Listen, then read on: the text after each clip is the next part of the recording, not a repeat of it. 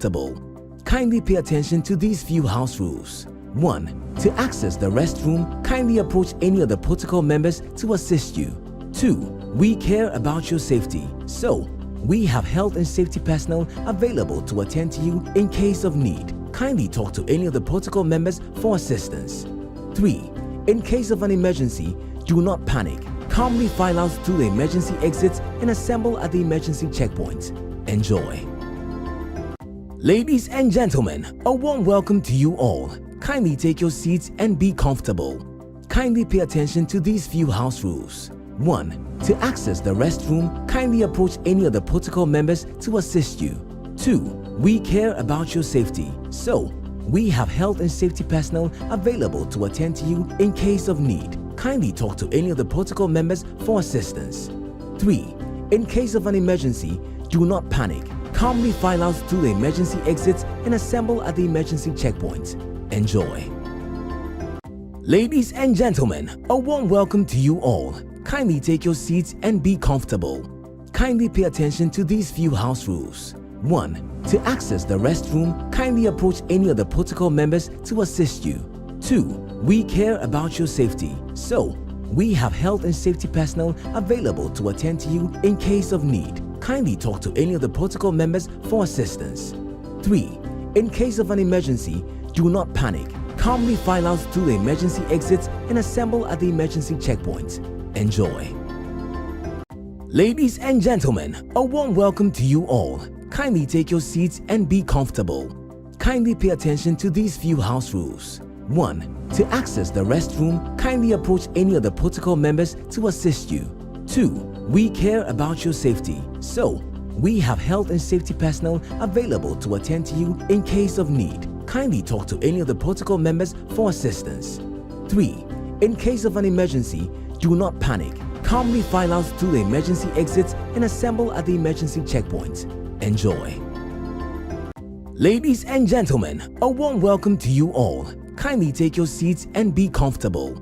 Kindly pay attention to these few house rules. 1. To access the restroom, kindly approach any of the protocol members to assist you. 2. We care about your safety, so we have health and safety personnel available to attend to you in case of need. Kindly talk to any of the protocol members for assistance. 3.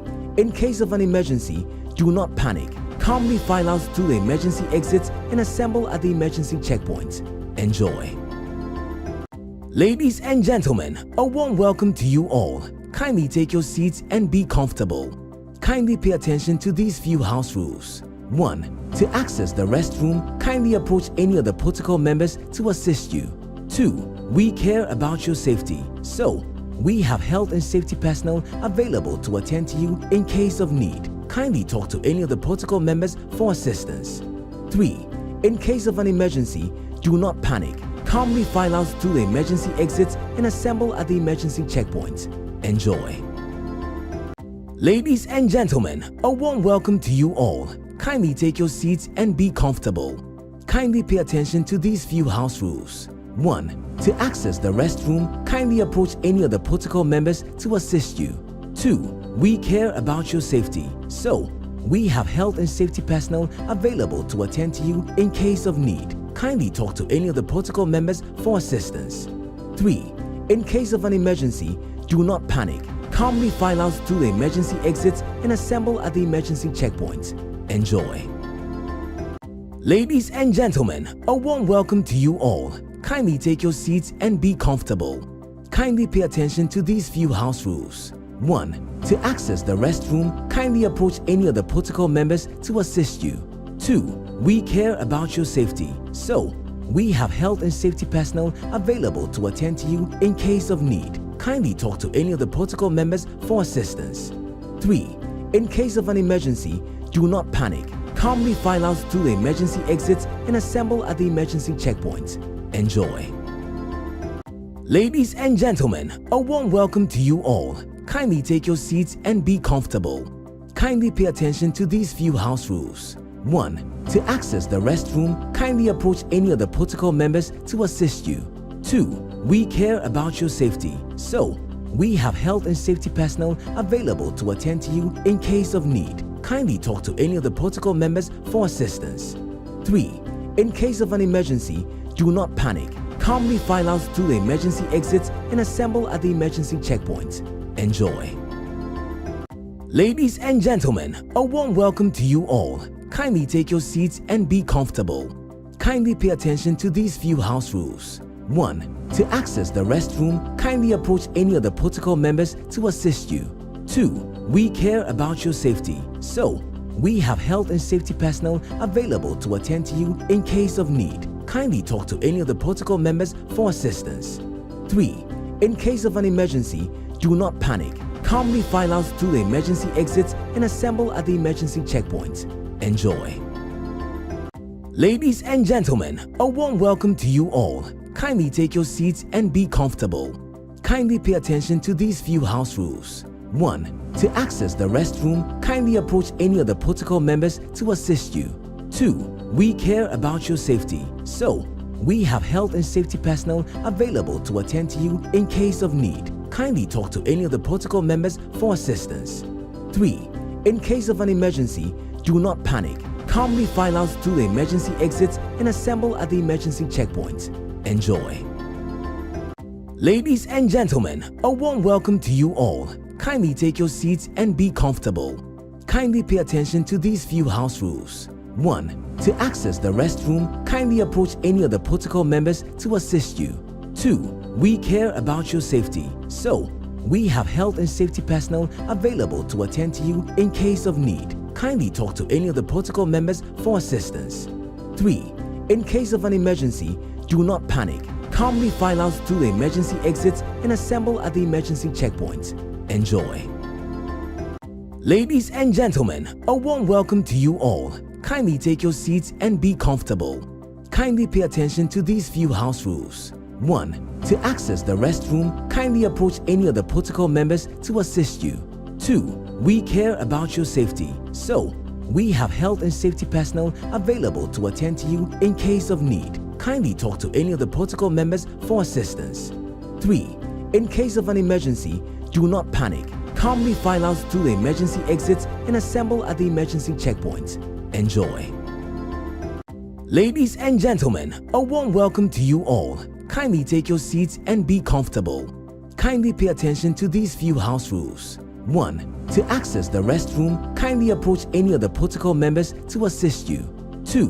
We care about your safety, so we have health and safety personnel available to attend to you in case of need. Kindly talk to any of the protocol members for assistance. 3. In case of an emergency, do not panic. Calmly file out through the emergency exits and assemble at the emergency checkpoint. Enjoy. Ladies and gentlemen, a warm welcome to you all.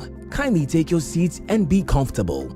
Kindly pay attention to these few house rules. 1. To access the restroom, kindly approach any of the protocol members to assist you.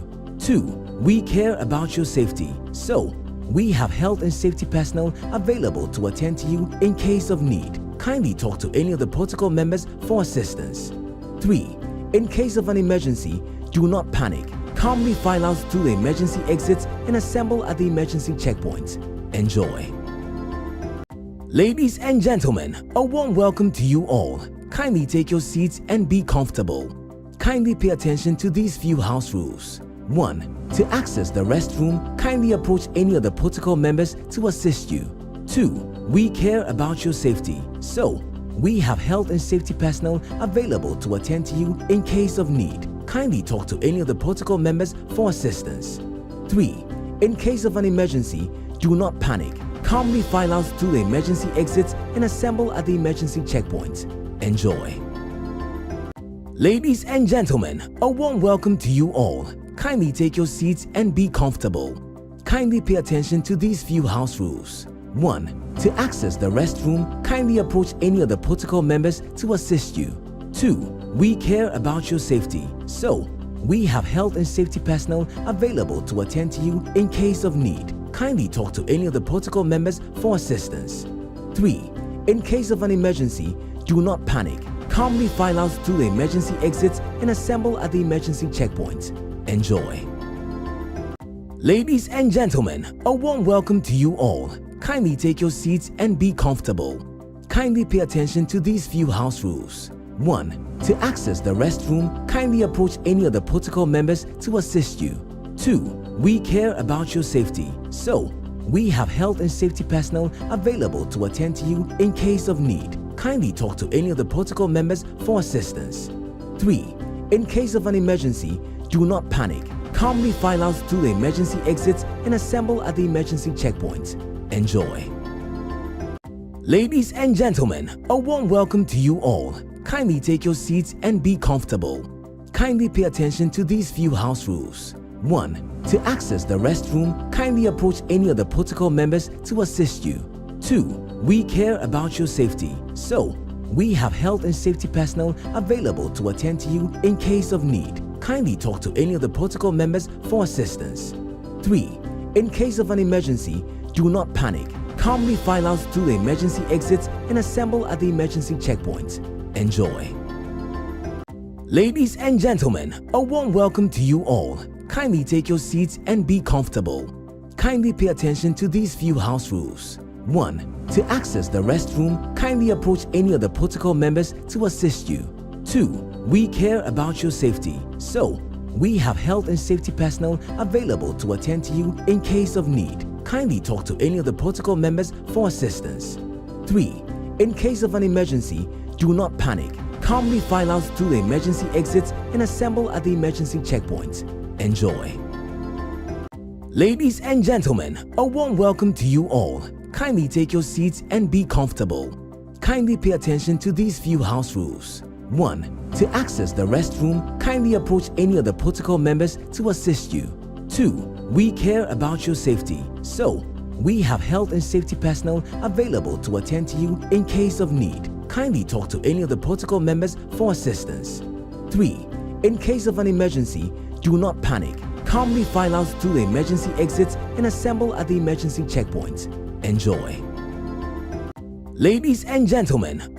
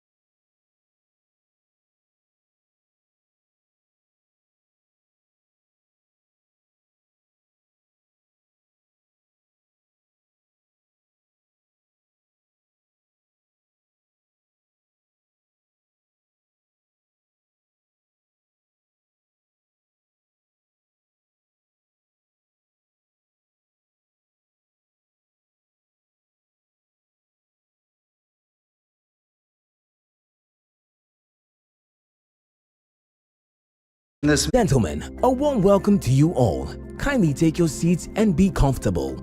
Kindly pay attention to these few house rules. 1. To access the restroom, kindly approach any of the protocol members to assist you. 2. We care about your safety, so we have health and safety personnel available to attend to you in case of need. Kindly talk to any of the protocol members for assistance. 3. In case of an emergency, do not panic. Calmly file out through the emergency exits and assemble at the emergency checkpoint. Enjoy. Ladies and gentlemen, a warm welcome to you all. Kindly take your seats and be comfortable. Kindly pay attention to these few house rules. 1. To access the restroom, kindly approach any of the protocol members to assist you. 2. We care about your safety, so we have health and safety personnel available to attend to you in case of need. Kindly talk to any of the protocol members for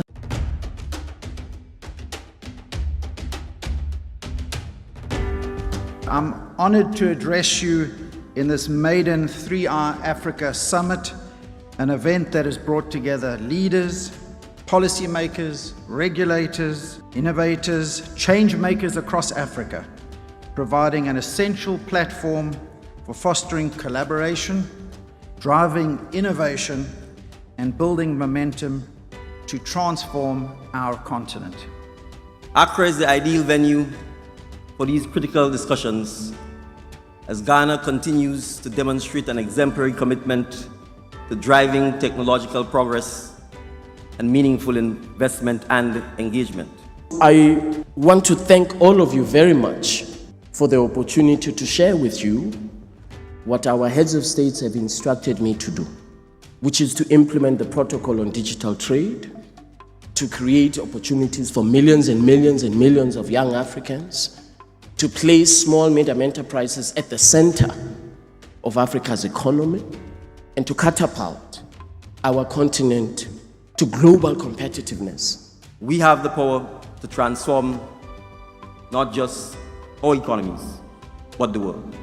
Let us lead with vision, act with courage, and remain united in our pursuit of a fintech future that truly serves all of humanity.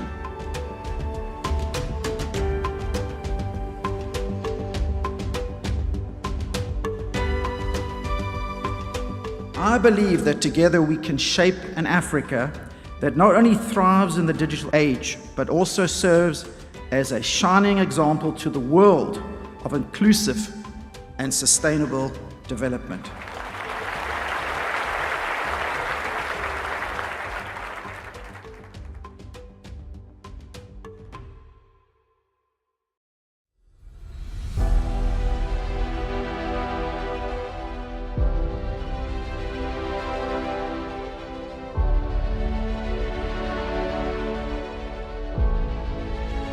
It's important to me to be here to really make some connections and understand what everybody's looking for and hopefully make some good networks so we can push our business agenda forward. My experience so far has been phenomenal. There's been a lot of information, a wealth of knowledge, experience. And one of the big takeouts I'm getting out of here is the solution for Africa lies in Africa.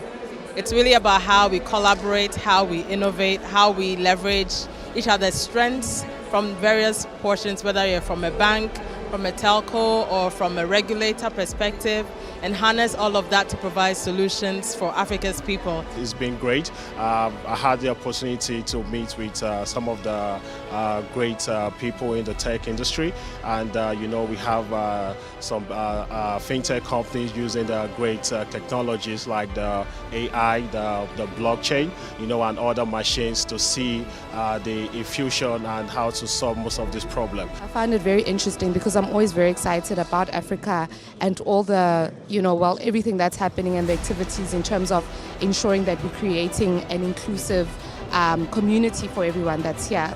And so what I really liked was the speeches that were given and that were talking about how we can actually use the systems that we have here to create this financial inclusion. Innovation, investment, and impact. These are very critical for driving the needed capital to drive investment into the technology sector in Africa. The opportunity is massive. These conversations and the time we are having them are timely, and it's important that we advance this and make sure that we get to make an impact as part of the initiatives for this year's session. I feel there is so much potential in Africa today. Africa is the next best thing to happen to the world.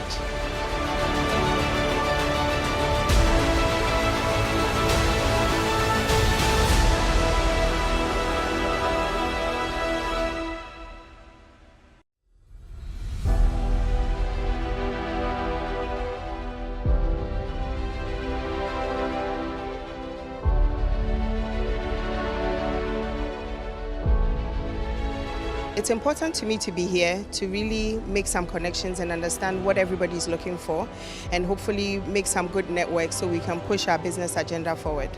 My experience so far has been phenomenal. There's been a lot of information, a wealth of knowledge, experience. And one of the big takeouts I'm getting out of here is the solution for Africa lies in Africa.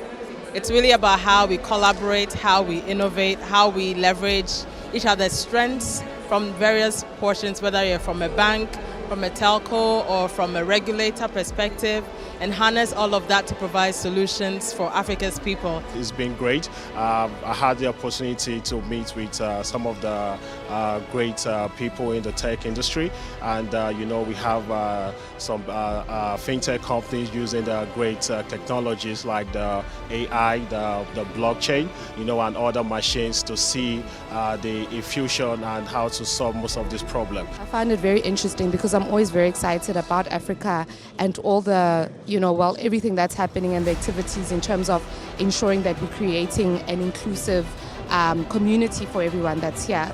And so what I really liked was the speeches that were given and that were talking about how we can actually use the systems that we have here to create this financial inclusion. Innovation, investment, and impact.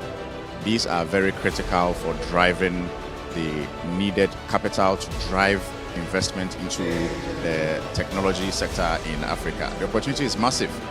These conversations and the time we are having them are timely, and it's important that we advance this and make sure that we get to make an impact as part of the initiative for this year's session.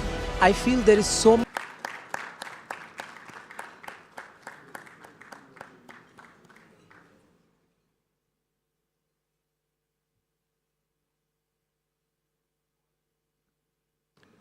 We ask for the peace and blessings of God Almighty to be our portion as we deliberate from now until its successful end. Amen. Please be seated. In 2024, over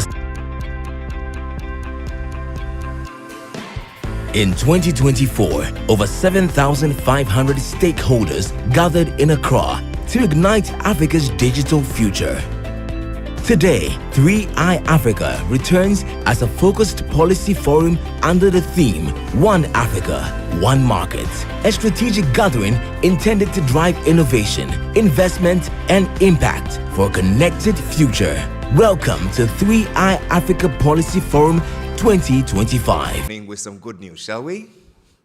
Rwanda is recognized as a leader in digital transformation in Africa, with significant investment in technology to drive economic growth and improve service delivery.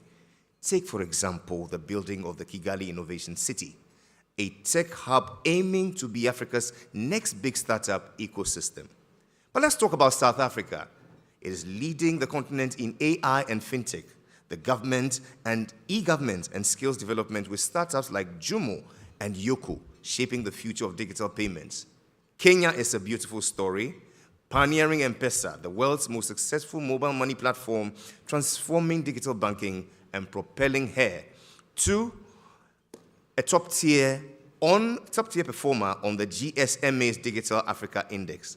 Nigeria is Africa's largest tech hub, with Lagos, the Yaba district, known as Africa's Silicon Valley, churning out world-class fintech and e-commerce solution providers like Paystack, Flutterwave, etc. Ghana, on the other hand, has the government with the private sector making significant strides in digital transformation while providing leading tech incubators supporting startups across the continent. What do all these milestones point to? They point to one Africa, one market, driving innovation, investment, and impact for a connected future. Welcome to the 3i Africa Policy Forum. Put your hands together. You've made it thus far. My name is Jerry Ajololo, and on behalf of the Governor of the Bank of Ghana, acting through the Office of FinTech and Innovation, I'd like to say a very good morning to you all and to thank you for attending to our call to be part of the second edition of the 3i Africa Policy Forum. We meet here at a time when Africa is on the horizon of unleashing her digital and economic potential.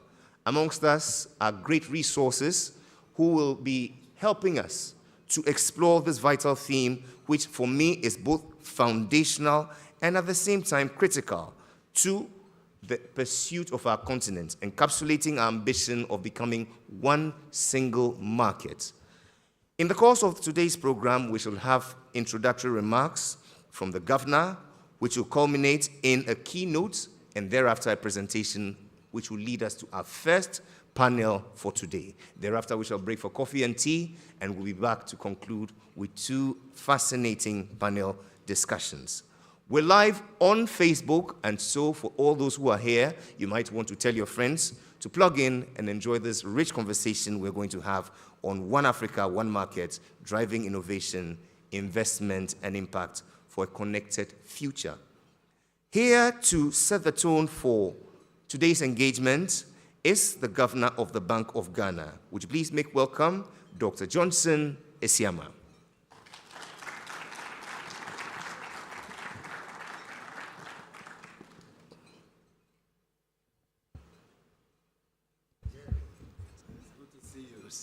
Good morning. Good morning. Good. So, good morning, everyone. Your good morning is a bit weak. Good morning. Good morning. Yes, welcome to Accra. Your Excellencies, Honorable Ministers, Central Bank Governors, and sorry about that. My reading glasses, but we can do without it. Distinguished guests, esteemed colleagues, and friends from across Africa and beyond. Let me welcome you to the 3I Africa Policy Forum here in Accra. It is a distinct honor to open today's proceedings under the timely and compelling theme. The theme is One Africa, One Market, driving innovation, investment, and impact for a connected future. This theme speaks to more than just aspiration. It defines a strategic imperative.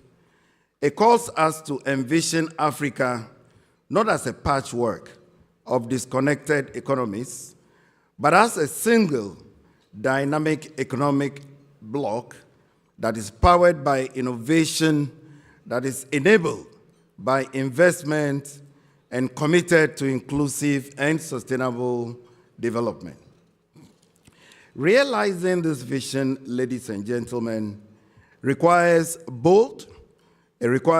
coordinated action across public and private sectors, and grounded in policy foresight and a willingness to embrace transformative technologies. Today's forum builds on the momentum generated at the 3I Africa Summit held here last year in May, and it convenes the very leaders in policy, leaders in regulation, leaders in finance, and leaders in technology who are shaping Africa's digital transformation.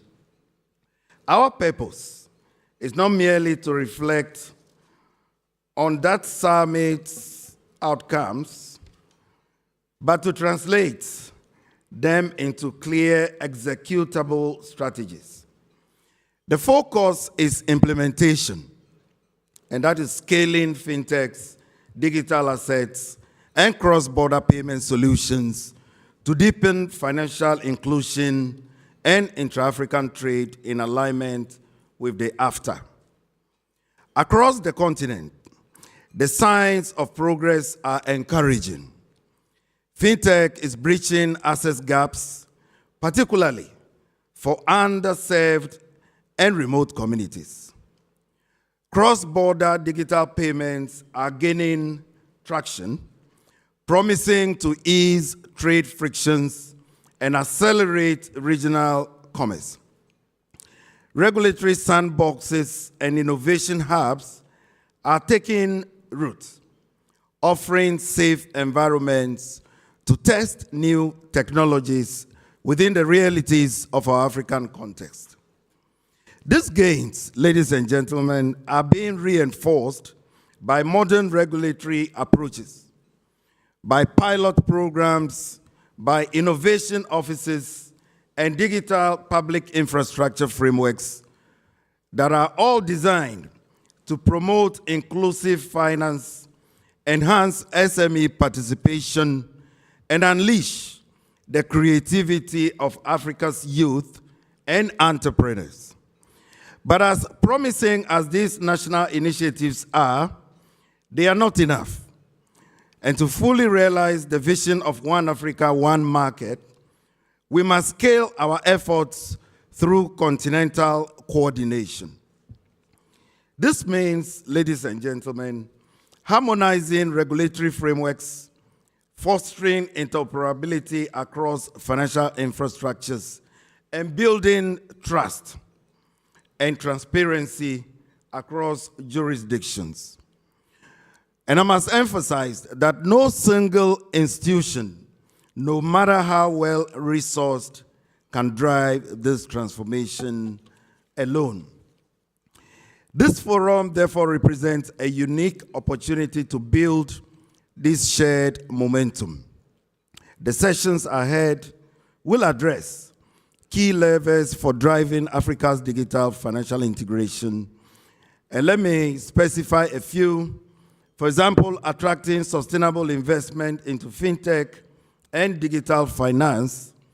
Secondly, aligning regulatory approaches to unlock cross-border payments. Thirdly, empowering SMEs as drivers of regional trade and innovation. Next is operationalizing the digital trade protocol to support regulatory convergence. And then ensuring responsible and secure adoption of stable coins and digital assets. And finally, unlocking investor capital through strategic de-risking frameworks. The aim in all this is not just dialogue, but deliverables. And that is actionable steps that move us from intention to execution. Here at the Bank of Ghana, we remain firmly committed to this agenda. Our work, for example, with the Pan-African Payment and Settlement System, or the PAPS, and more recently, our bilateral fintech passporting collaboration with the National Bank of Rwanda. This reflects our conviction that regional integration is achievable, and it's achievable trust-based partnerships. We are also proud at the Bank of Ghana to announce our collaboration with the National Bank of Rwanda and the Global Financial Technology Network of Singapore. And this is on the initiative called the Next Gen Digital Payment Infrastructure Project, or the DPI for short. This initiative aims to modernize Africa's cross-border payments ecosystem through a central bank-led, innovation-enabled approach, co-developed with fintechs and financial institutions. The project will support scalable pilots that can serve as templates across the continent, accelerating interoperability and unlocking the full potential of Africa's digital economy. As we begin today's dialogue, ladies and gentlemen, I urge us to be ambitious, pragmatic, and united in purpose. We need to focus not only on what is possible, but on what is essential, and commit to building a connected African financial ecosystem by the year 2030. Let this forum be a turning point where vision meets action, where policy enables innovation, and where Africa steps confidently into the role as a digital financial powerhouse.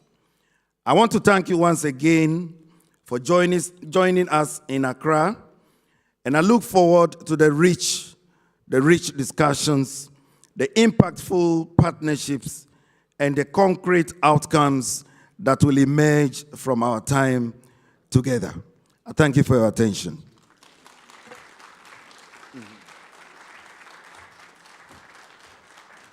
One more time, the Governor of the Bank of Ghana.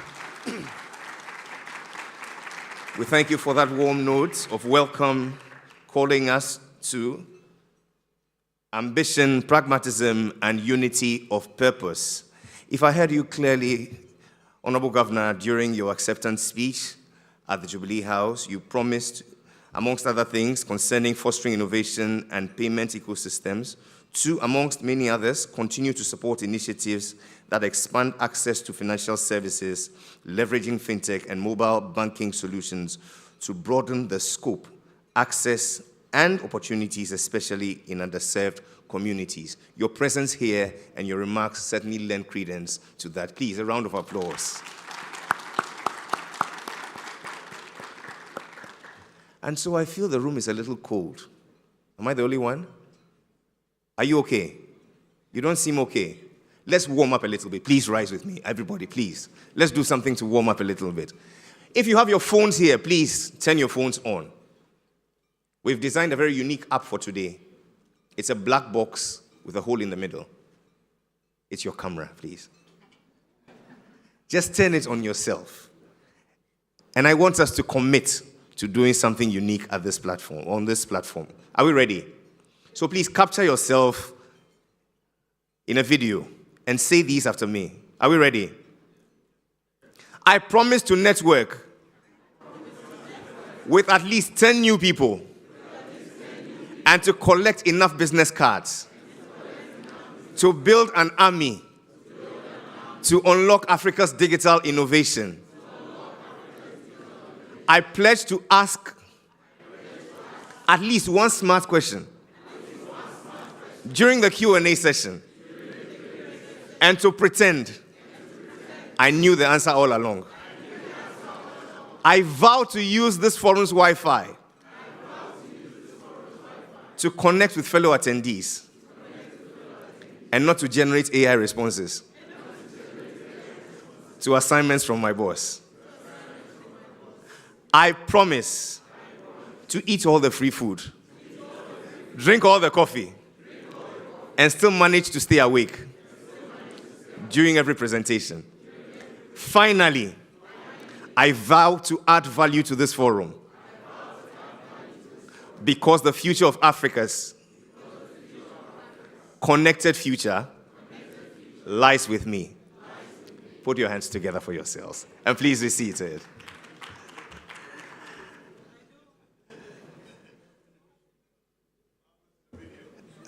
Please share the video on all social media platforms. And if we don't achieve our ambition today, please, it's on you. In moving on, we would like to take a keynote address. Before that, however, there are numerous opportunities that are presented by digital adoption in Africa. By 2035, for example, Africa shall require at least 400 new data centers for generation, processing, management, and commercialization of Africa's data on the continent. It creates an opportunity for one important thing: investment. In moving on, we would like to explore how we can create an enabling atmosphere for investment in Africa. We're particularly thrilled about the one to deliver this keynote because for the past 30 years, his has been a labor of love working with the International Monetary Fund as the director or chief director in strategy, policy and review department, also as director of IMF's Regional Technical Assistance Center for Southern Africa, but currently as the deputy director in the African department of the International Monetary Fund. It is my hope that you will explore how Africa can attract and sustain investment in fintech and digital finance through regulatory innovation, market stability, and maybe strategic partnerships. With joy in your heart, I give to you Mr. Vitaly Kramarenko.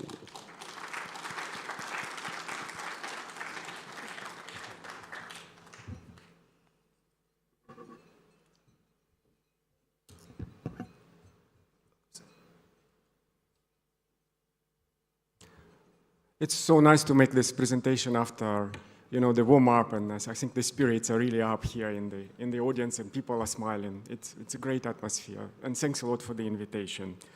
Dear Mr. Governor, ladies and gentlemen, distinguished participants of the 3i Africa Summit 2025 Policy Forum. It's an honor to address this esteemed gathering at the 3i event, where we convene to explore the intersection of innovation, investment, and inclusion across Africa. This forum provides a unique platform to discuss transformative ideas that will shape the future of sub-Saharan Africa and brings together an impressive set of speakers from all over the world who can offer unique and deeply insightful perspectives. I will start by outlining the macroeconomic context in sub-Saharan Africa. A hard-won post-COVID recovery has been weakened by recent external events. In fact, last year saw significant progress.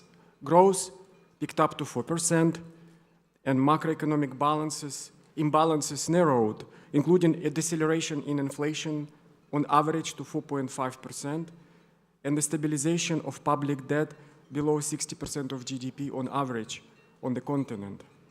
However, growth is expected to decelerate in 2025, reflecting low external demand, subdued commodity prices, and tighter financial conditions. In this context, countries will need to increasingly rely on their internal sources of development, including through further progress in fiscal reforms and, more importantly, structural transformation, promoting a growing role of private sector investment. Indeed, the private sector could and should do much more heavy lifting than it's doing right now. To achieve this, policymakers should focus on development of supporting infrastructure, digital finance innovation, and regional trade facilitation, among other priorities. I'm turning to infrastructure issues. Creative solutions, including private-public partnerships, are needed to continue to make further progress in digital infrastructure development. And this infrastructure is crucially needed for further advances in digitalization. I will give you a couple of numbers.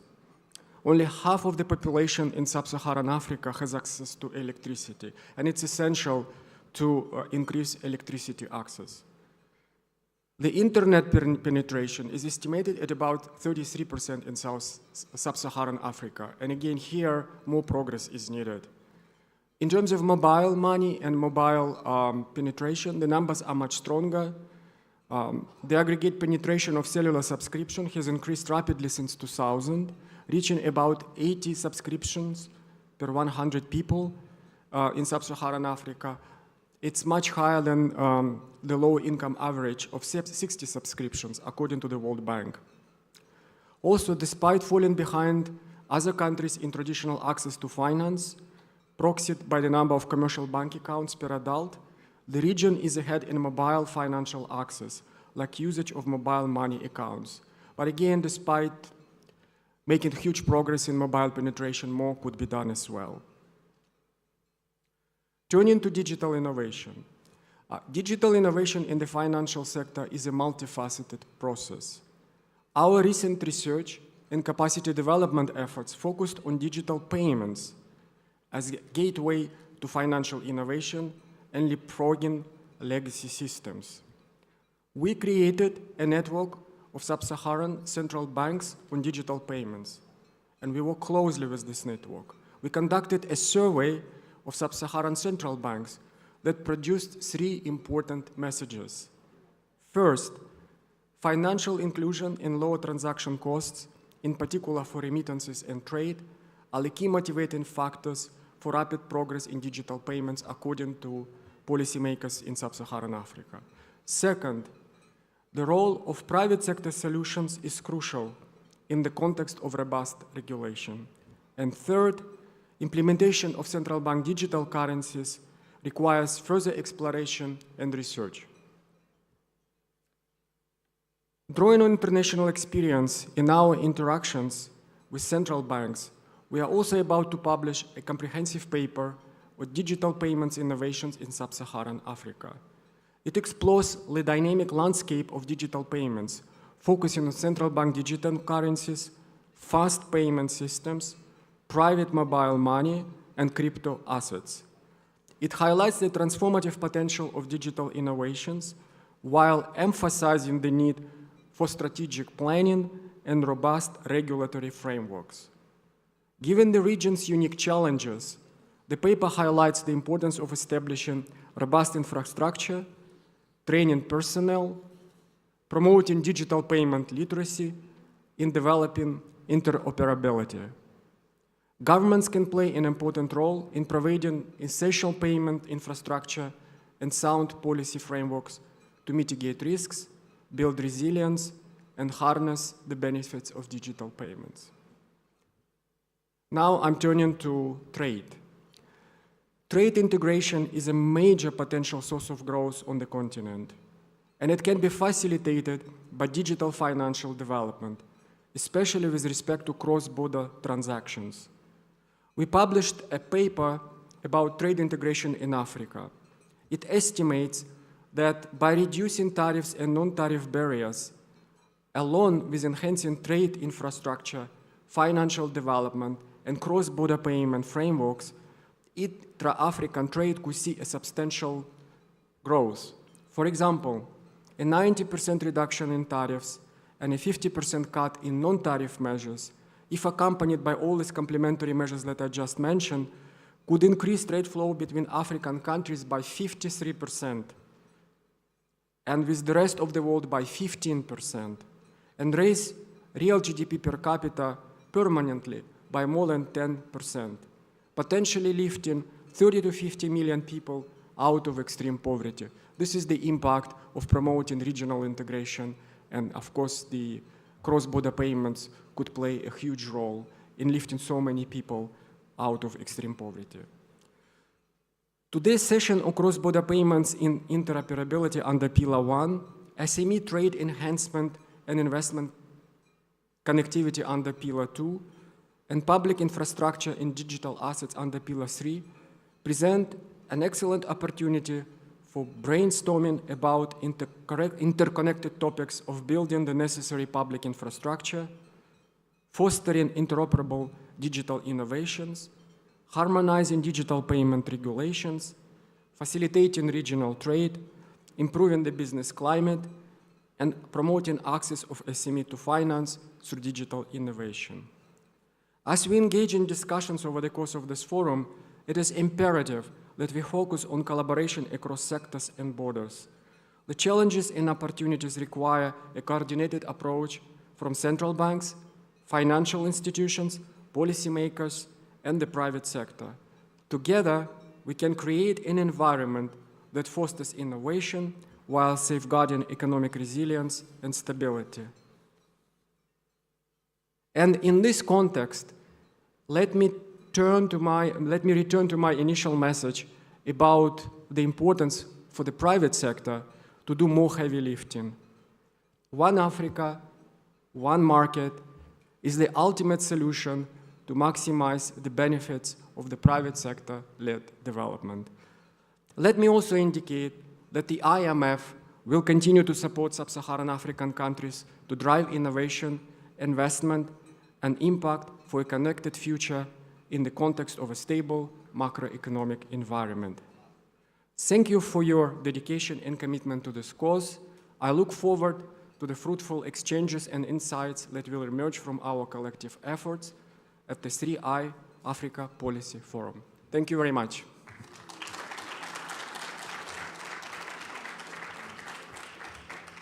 We're grateful to you, Mr. Vitaly Kramarenko, Deputy Director in the African Department of the IMF, for that very insightful keynote on creating an enabling environment for investment in Africa.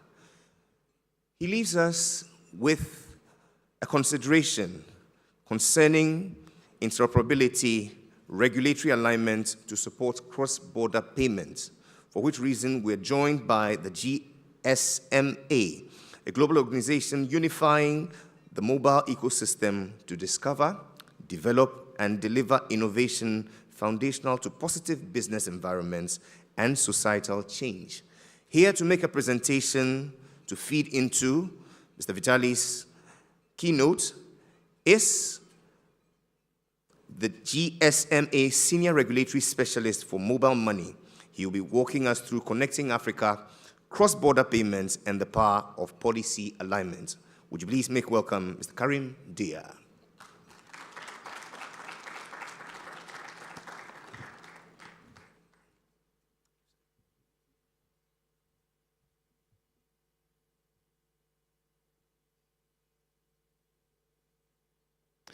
Thank you. Good morning, Honorable Governor Dr. Asiama, distinguished governors, ministers, policymakers, regulators, and participants. If I may go to the first slide. First, a quick pulse check from GSMA's newly released State of the Industry Report on Mobile Money 2025. So globally, the industry closed 2024 with 2.1 billion registered mobile money accounts and processed 108 billion transactions worth $1.68 trillion over the year. Sub-Saharan Africa alone accounts for about 1.1 billion of those accounts and $1.1 trillion in transaction value, roughly 53% of global accounts and 2/3 of global transaction value. To put that in perspective, the region handled the equivalent of $3 million every minute through mobile money systems in 2024. The message is clear. Mobile money is not only Africa's dominant retail payments rail, it is already the backbone for cross-border remittances and growing intra-Africa trade. Our GSMA 2024 cost survey across 178 corridors shows why. The average mobile money remittance now costs 3.54%, 2.5 percentage points cheaper than all other channels tracked by the World Bank. On the SDG 10.C benchmark, which is bringing a US $200 transfer below 3%, mobile money is already within striking distance. So the technology is working. What's missing is seamless cross-border connectivity. Here is where we stand today. 32 African countries have domestic wallet-to-wallet or wallet-to-bank interoperability. 12 now support live cross-border mobile money corridors. But the average fee of $50 transfer still hovers around 7%. If we can push that down to 3%, Africa could unlock $40 billion remittance dividend every year, money that flows straight into households and MSMEs. What is preventing us from reaching that target? First, regulatory fragmentation. 40+ license categories, all with different KYC and foreign exchange rules. Second, limited switch-to-switch connectivity. National ACHs and mobile platforms often use incompatible APIs. Third, high total user cost. Extra compliance checkpoints, bilateral settlement that add a markup. And fourth, infrastructure gaps, from universal digital ID to rural connectivity and onshore foreign exchange liquidity. If we take the example of Ghana, Ghana shows what happens when policy tackles those pain points head-on. Ranked #1 in the GSMA Mobile Money Regulatory Index 2024, the Bank of Ghana introduced risk-based KYC tiers, mandated open access to the GIPS instant payment switch, and enforced a robust consumer protection code. Between 2018 and 2024, the average domestic transfer fee fell 82%, and Ghana launched Africa's first multi-currency wallet pilot. Clear, proportionate rules, plus inclusive rails drive scale, affordability, and trust. Outside Africa, we are already seeing models we can adopt. BIS Project Nexus is creating a common API layer to link real-time payment systems across Asia. Project Enbridge shows that multi-CBDC settlement can cut FX costs in half. The UPI Pay Now linkage between India and Singapore clears retail transfers in under 60 seconds and at roughly 3%. Closer to home, PAPS is piloting local currency net settlement between WEMU, Ghana, and Nigeria. Africa can leapfrog by launching a Pan-African interoperability sandbox that imports these design patterns from day one. GSMA 5-point policy playbook. From our research, 5 levers consistently open the door to affordable cross-border payments. The first one, license and supervision harmonization, mutual recognition within the RECs. The second one, open, cost-based switch access, publish standard APIs so non-banks can connect. The third, tiered digital ID-enabled KYC, including refugee and diaspora IDs. The fourth one, transparent FX and pricing rules. Real-time spread disclosure, caps on unwarranted fees. And the fifth one, participatory RegTech sandboxes, regulators and industry testing AML CFT solutions together in real time. GSMA backs this with our regulatory index, certification program, and hands-on RegTech clinics. Roadmap to 2030. Here is a realistic 3-phase roadmap aligned with the G20 cross-border payment targets. 2025-26, publish REC-level rulebooks, connect PAPS with at least 10 instant payment systems. 2026-28, launch an Africa Nexus multi-rail hub, introduce joint supervisory APIs. 2018-30, reach 80% corridor coverage with real-time rails priced at or below 3%, enabling 100 million more adults and 40% of MSME trade to move money digitally across borders.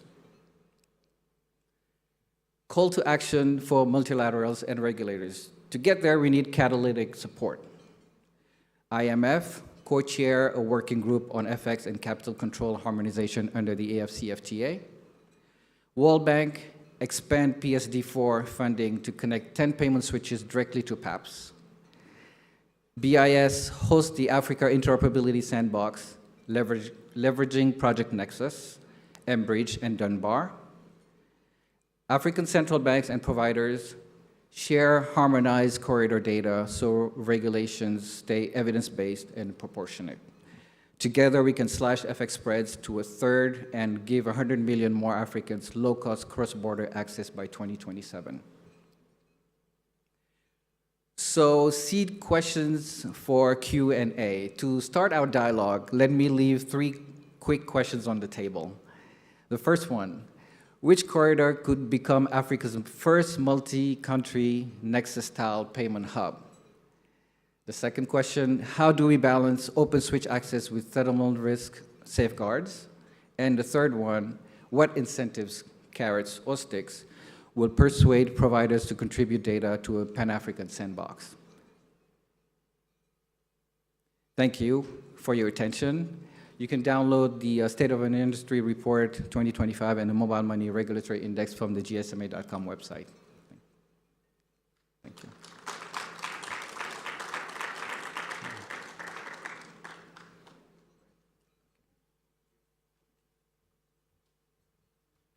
One more time, ladies and gentlemen, a round of applause.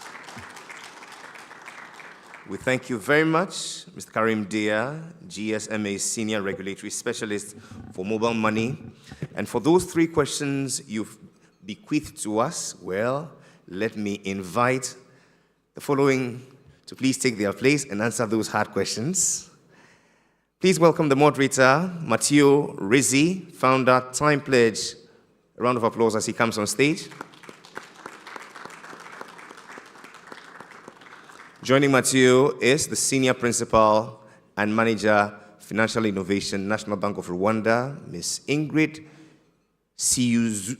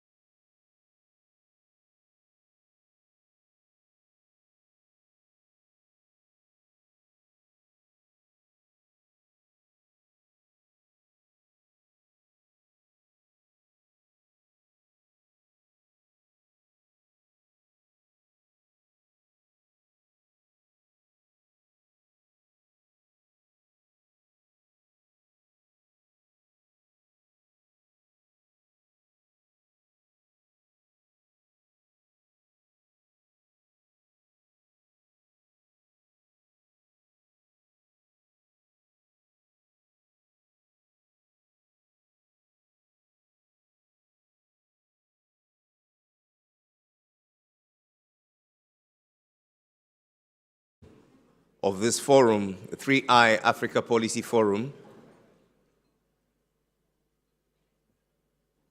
For all our members outside, you may please join us with your tea or coffee.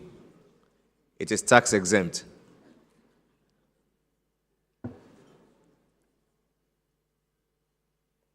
As a prelude to our next session, ladies and gentlemen, let's give you the power of our creative force. I give you Yom Nfojo on guitar.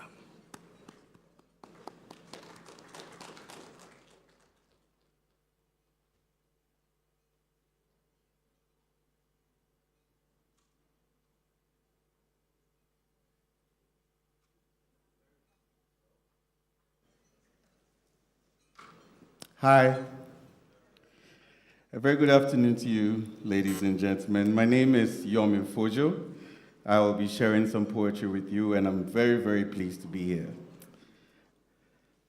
Thank you. I'm joined by the excellent strumming of Kuti. Okay.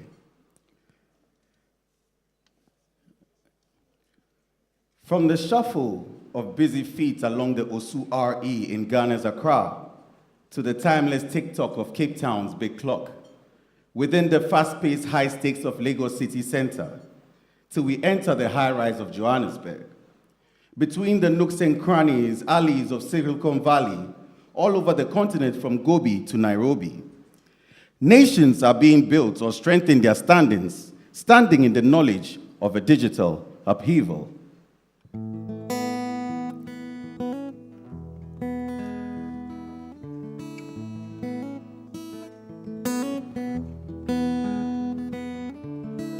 The principle is simple. We have advanced as a people.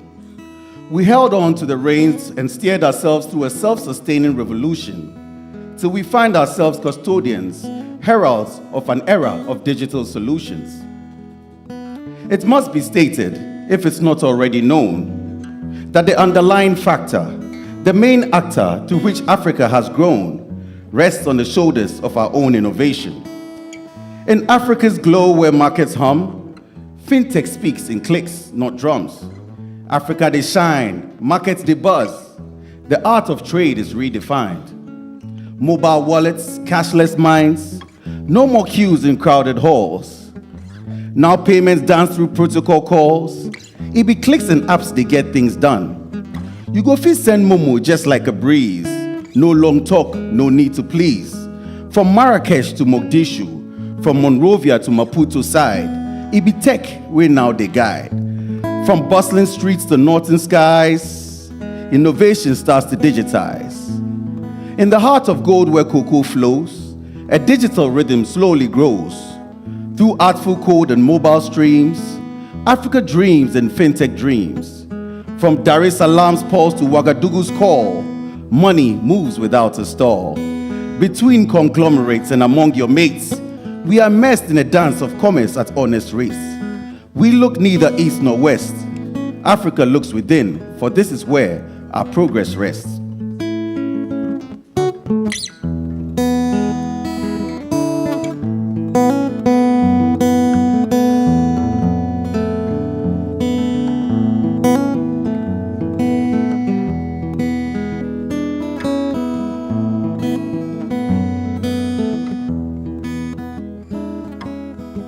Bright minds craft a future bold, with apps more precious than bars of gold.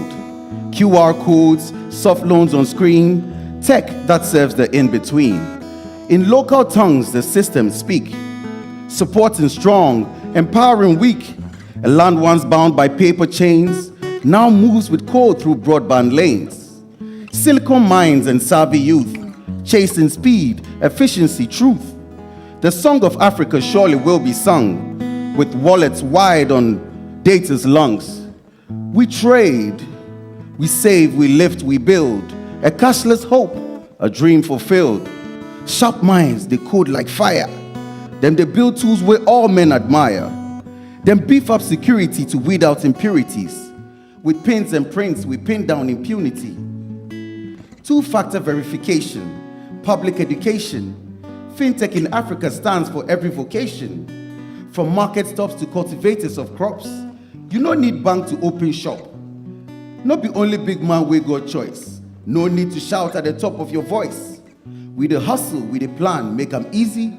Yes, we can. Cancel the primitive with tech that's intuitive. Leading the way as we march to conquer practices punitive. We the strive, we the plan. Make we thrive. Yes, we can.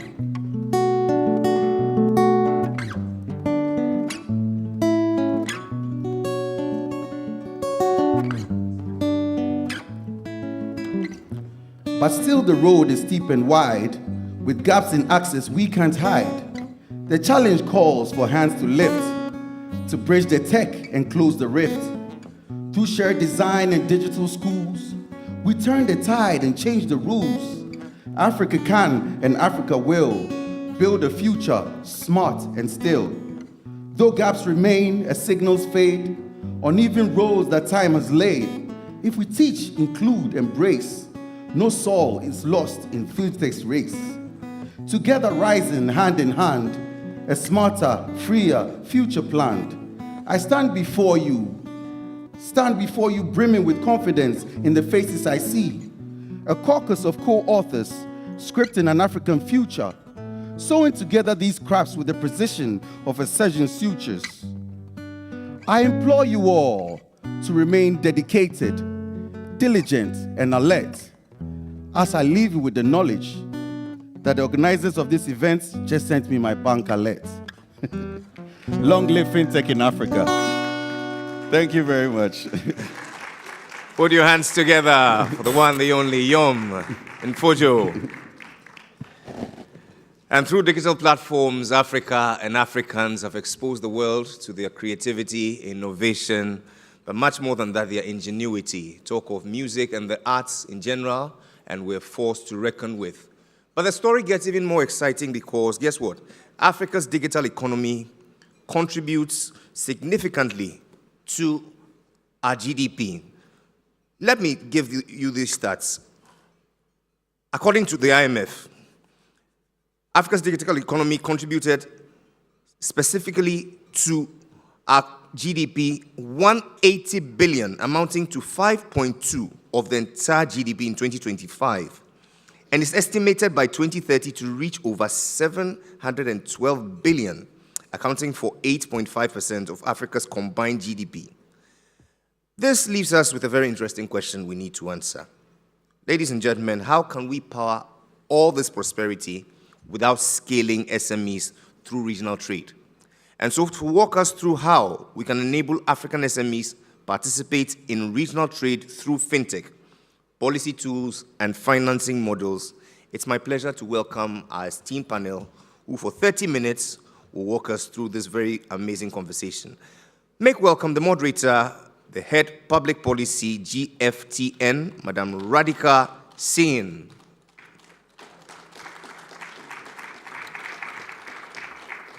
She's joined in conversation with the group head, Agency Banking, EcoBank Transnational Incorporated, Madam Jacqueline Mpare.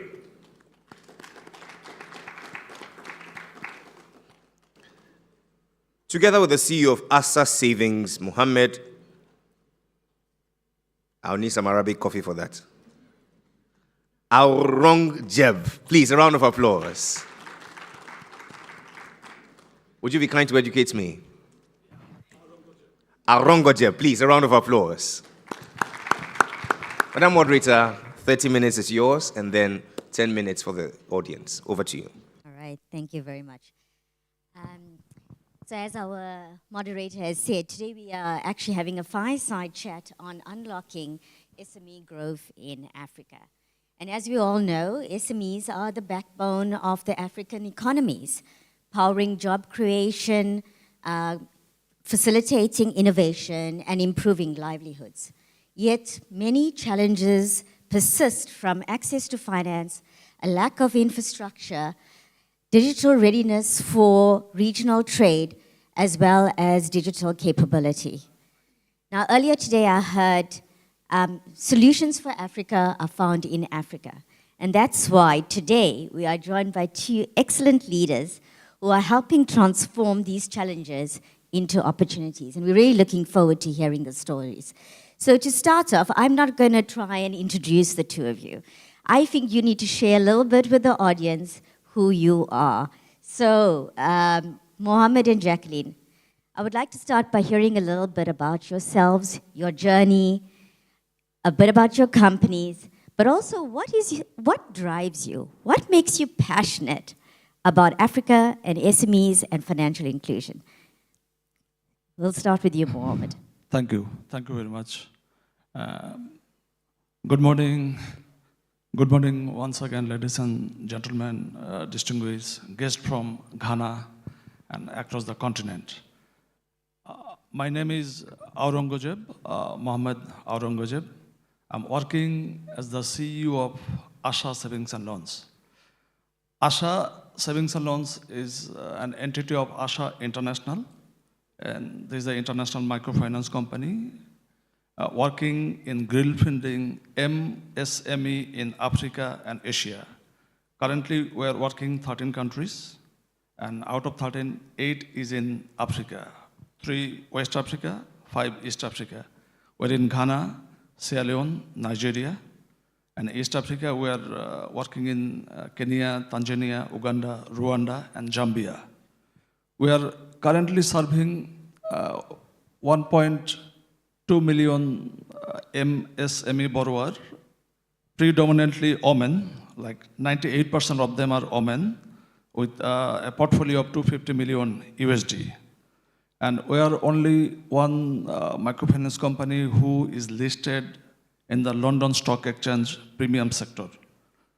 Well, my passion is working in the development sector, is thriving me, especially helping the unbanked sector who are yet to be, getting assistance from universal bank. So that helped me be motivated to contribute who are not yet in the bank. And I'm in Ghana for quite a long time. I came here only for 2 years, but being motivated, I'm here for 15 years. Thank you. Jacqueline. Good morning once again, ladies and gentlemen. I'm Jacqueline Mpari, and I think Ghana has served you well, Mohammed. That's why you're here this long. We have something in common, which is the MSMEs and SMEs. What I have done in the last over 10 years is digital banking.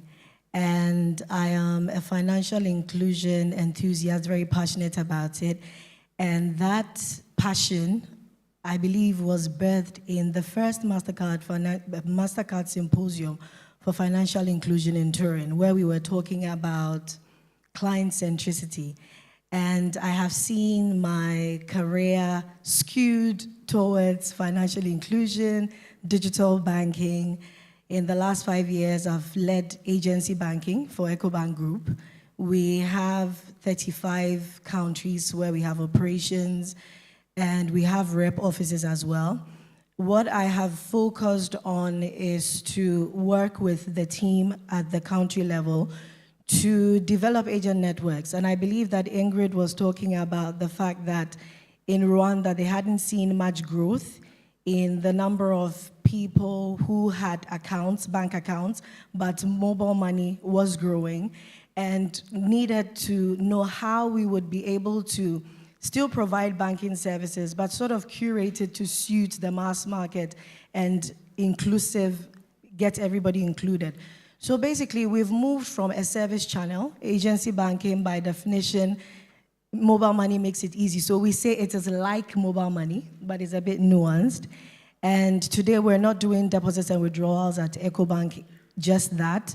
But as permitted by regulators, we're doing remittances, we're opening accounts, not light KYC accounts, full KYC accounts, including SME accounts.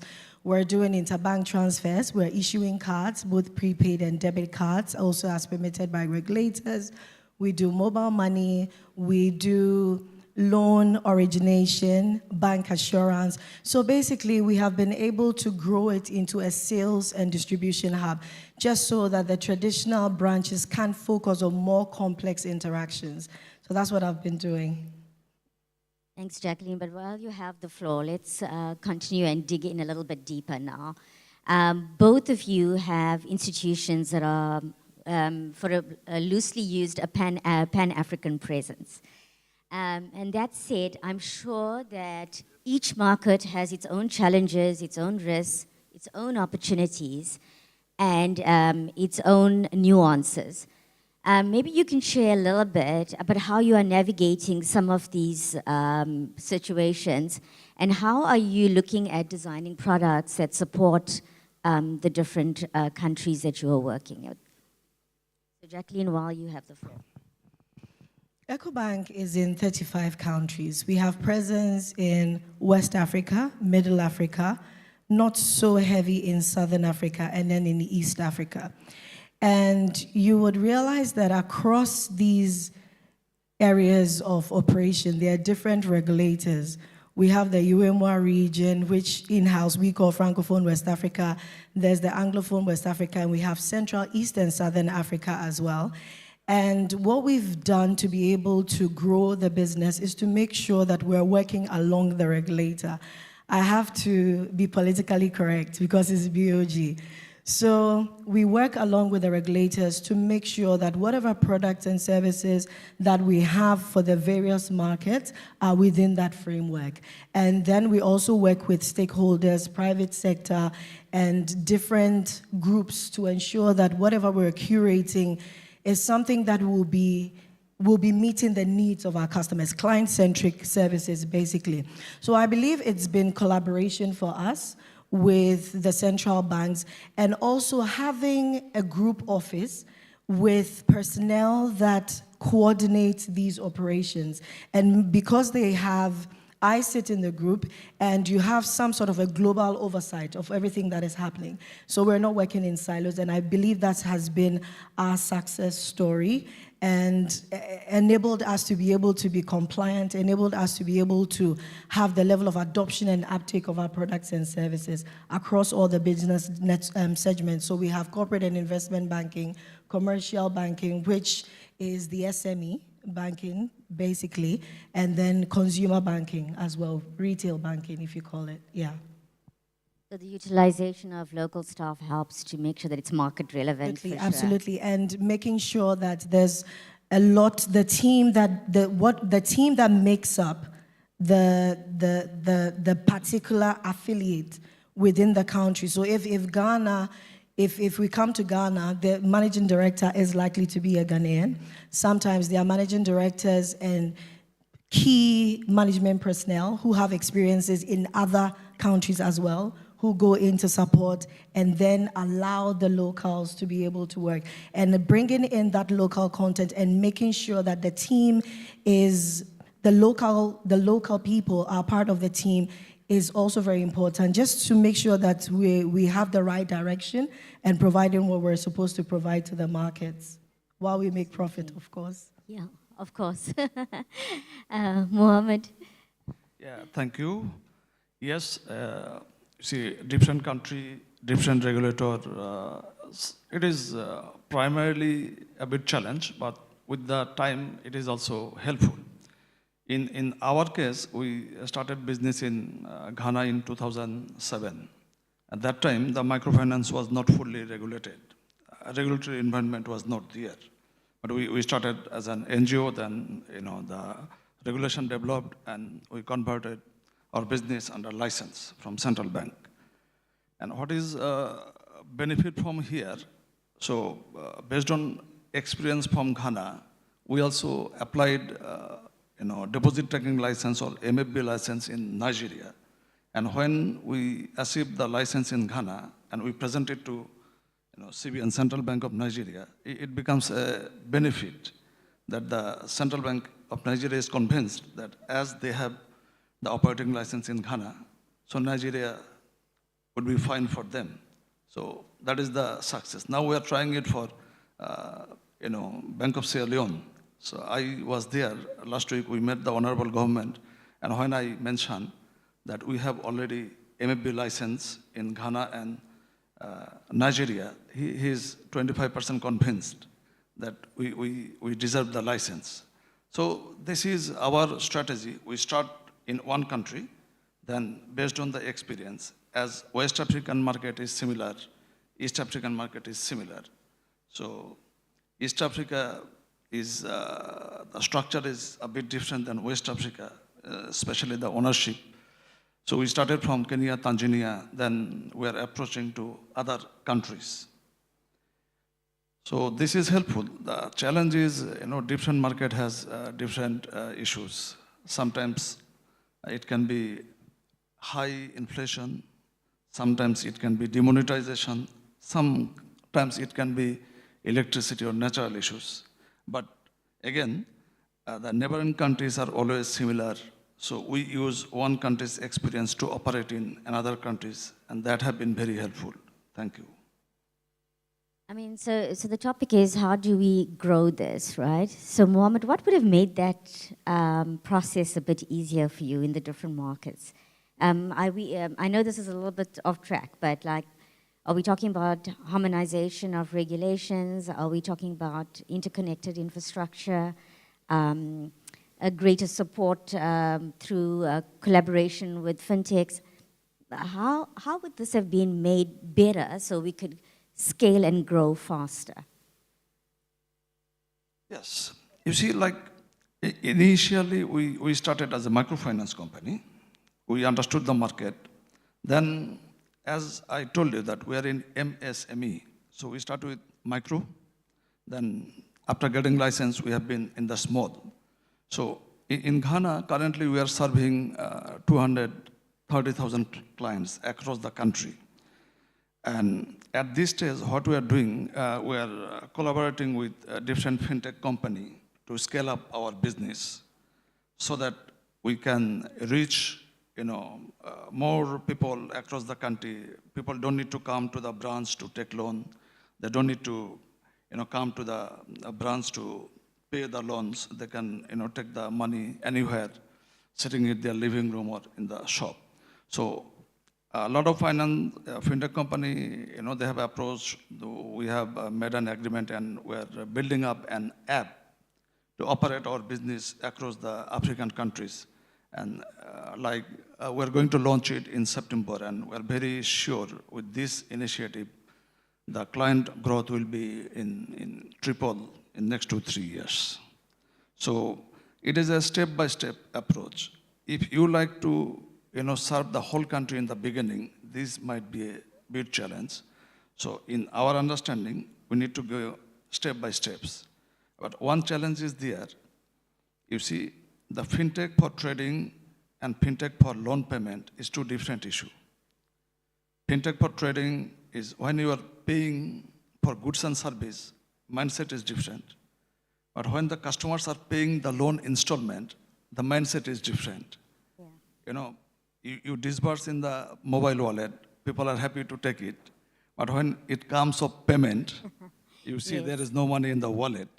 So in our case, we suggest, based on our experience, in the case of collection, still there shall be human touch. A complete dependency on payment for small and medium-sized loan through fintech might be a big challenge. So human touch is still needed. Thank you. Yeah, and I like the idea of that you're trying to eat the elephant one spoon at a time, for sure. And that makes sense. I think to a large degree, it is true that in the African context, completely moving to digital can be isolating to some extent. People still want the human interaction. And that has been, we've seen that in almost all innovations, that element cannot be removed. You were nodding vigorously there. Tell us a little bit from your side how.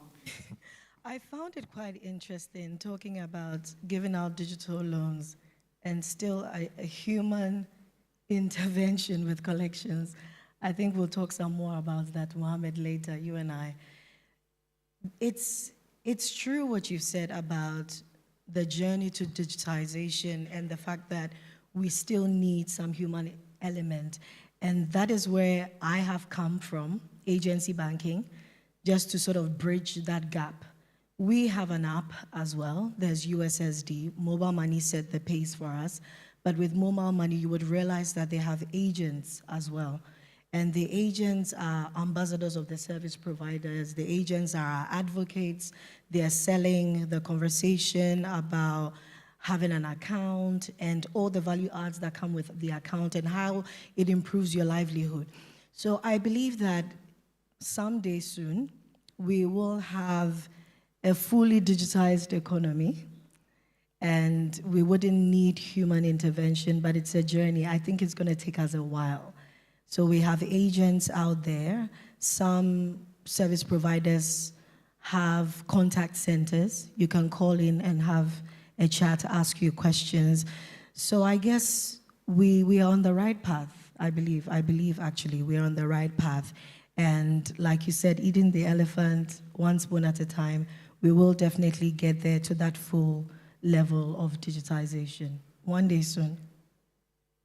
Yeah, and I actually think the pace in Africa is faster than most other parts of the world, simply because we're so open to innovation and we have the ability to leapfrog legacy systems, which was kind of mentioned in the previous panel as well, and take the learnings and actually just leapfrog some of the things that went wrong, for example.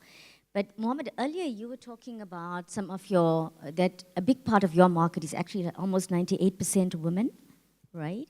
And we know that, women, the G20 has prioritized the empowerment of women, particularly focused on how we can support women entrepreneurs in this space. So I'd like to hear a little bit more about what you're doing in particular to make this easier for women to either access finance, other products, specifically for women, or are they homogeneous? How are you approaching the women entrepreneur that makes you successful in this market? Thank you. It's a very good question and very interesting also. Typically there is a belief that those who are in the down of the financial pyramid, especially the market women, they are not credit-worthy. If you give them money, they'll run away with the money. That is the traditional belief. You will not get them. Sometimes they cannot give collateral. Financial literacy issue is there. Well, in the case of Asha International, we have successfully, handled this. By the way, I'm from Bangladesh, and Bangladesh is the birthplace of microfinance, Grameen Bank, BRAC, Asha, Dr. Yunus. So I'm from that country. I have that inherited experience. I'm sure some of you know Grameen Bank, BRAC, Dr. Yunus. So I'm from that land with some inherited experience of microfinance. And I've been, grown seeing a Grameen Bank office around my home district. Anyway, so in our case, first we talk to the, neighborhood people, especially the women, that we have some sort of small loan for them, and if they like to have this. And mostly, the banks, they focus in the rural area, but we start in the semi-urban, banks start in the urban area, but we start in the semi-urban, rural area. And talking to them, what we try to do, we try to create a trust between the borrower and the lender, not collateral, a trust that if you pay the loan in 6 months, you will get another loan. In 6 months, you will get another loan. So in 2007, we started a first loan with 200 Ghana cedi, that time, when we started the business. And the borrower who started with 200, with 6 months, 6 months, 6 months, some of them are enjoying 50,000. So that is the journey towards the loan cycle. So still I believe that if in the SME sector, MSME sectors, with the women, if we can, set up a trusted relationship with the borrower, it would be very interesting. Ladies and gentlemen, you might be happy to understand that, see, Asha, we don't take any collateral, but our rate of recovery is very high. If I may ask, what is your expectation about the rate of recovery of the company in Ghanaian competitive market? Anyone? Can you guess? Our collection rate from the customer, 90% Oman, without collateral, no collateral. So you'll be happy to know our rate of recovery is 99.7 or 8%. It is not from the for 2020 or 2022. It is from the day beginning. Our portfolio at risk is 0.02. So all this is possible if you concentrate on this SME sector, MSME sector, and with special focus to women. I have been brought up in Asia, and I'm working in here for 15 years in Africa, especially West and East Africa, and I have seen this, the spirit in African women is amazing, the one shop, one house, one shop policies. So if we can use this sector properly, it can be a big blast. That is our experience across the continent. Thank you. Wow, that's an amazing story. I can't believe your recovery rate is that good based on trust and no collateral. It is based on trust. Fantastic. It is. We don't take any collateral. People become very, surprised. Bank of Ghana, some of my respected regulators are here. They know our rate of recovery. Jacqueline, what about you, focused on women entrepreneurs? I'm completely blown away by the recovery rate. Okay, so I was going to pull out a brag sheet to talk about what EcoBank is doing with women entrepreneurs and women-focused businesses. We're also doing, we're also giving out loans without collateral. But for a typical commercial bank, we have our backs covered. And this is through partnerships with DFIs, the likes of the African Guarantee Fund. Last year, we signed an agreement, $200 million, to just support with the likes of SMEs, MSMEs. We have a product portfolio that we call Elevate. It's for women-focused businesses. It's not women-owned, but just women-focused businesses, where we're giving women up to $50,000, no collateral loans, collateral-free loans. And it goes beyond the acquisition of the account and collecting the monies back to advisory services, basically hand-holding them and making sure that they are fully literate in the kind of business that they're running. We know they understand their business. However, there are certain nuances that we bring to bear. We're able to bring them together for training and for networking as well, because somebody's end product is somebody's raw material. And there are forums that we've had bringing them together in the different countries. And we recently launched that, a relaunch of that. So that's what we're doing in the women's space, just to support women-focused businesses. Yeah. Yes. So Jacqueline, you've already alluded a little bit to supporting them on the digital literacy side, and we know for a fact that, so that's a nice segue into what I wanted to ask next, which is, digital payments, digital innovations are fantastic. They accelerate the possibility of reaching people, but then we also have the challenge of greater fraud, greater scams, the issue around consumer protection and how we can support this community in terms of digital literacy and financial capability. Do you have some programs in place that you are utilizing to actually upskill your consumers to that extent and making them aware of what they should look out for? We do. I would just want to take a step back to clarify that it's not just digital literacy or digital inclusion, but just basically 360 degrees, managing their business, inventory, their stocks and all of that. So financial and non-financial support, that's what we're providing them. In terms of consumer protection, customer protection, data protection, we have platforms to facilitate transactions and to help to support their business.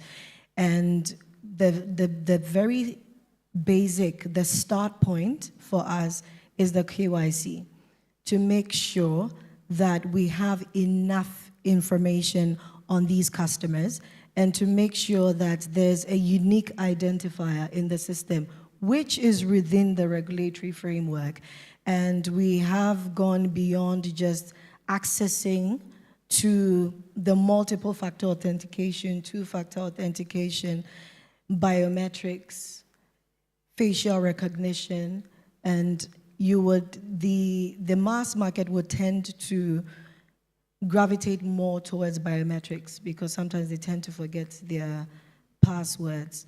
So these are some of the measures that we have in place to ensure that they are transacting in a safe environment.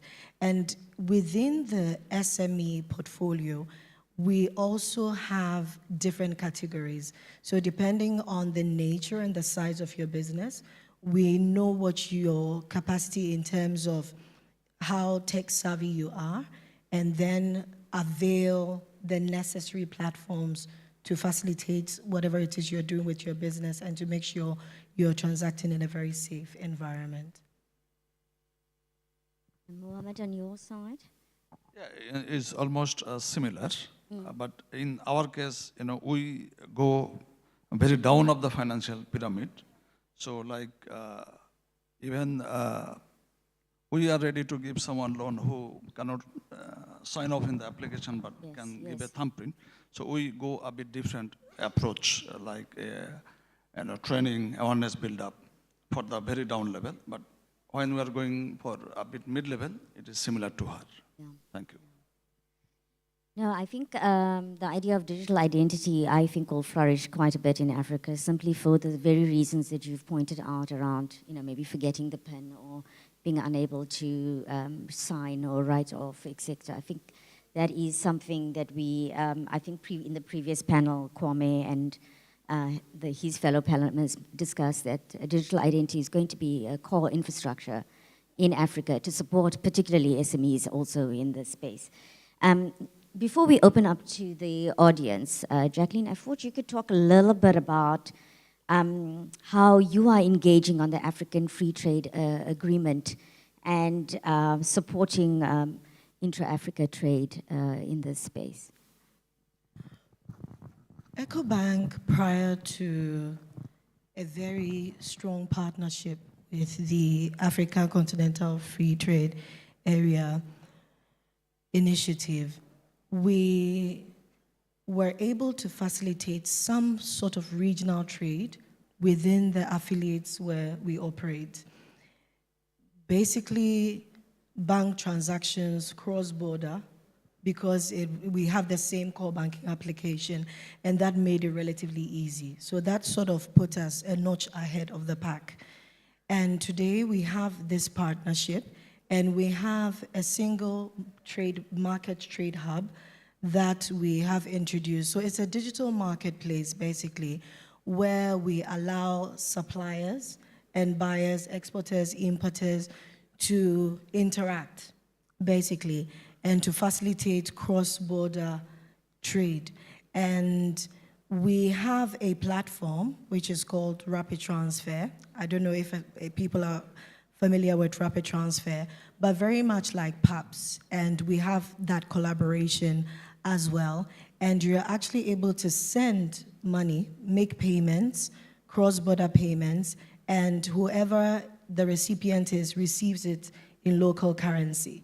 So the whole FX conversation is within the bank, and we're doing the switching, we're doing the settlement, and then facilitation.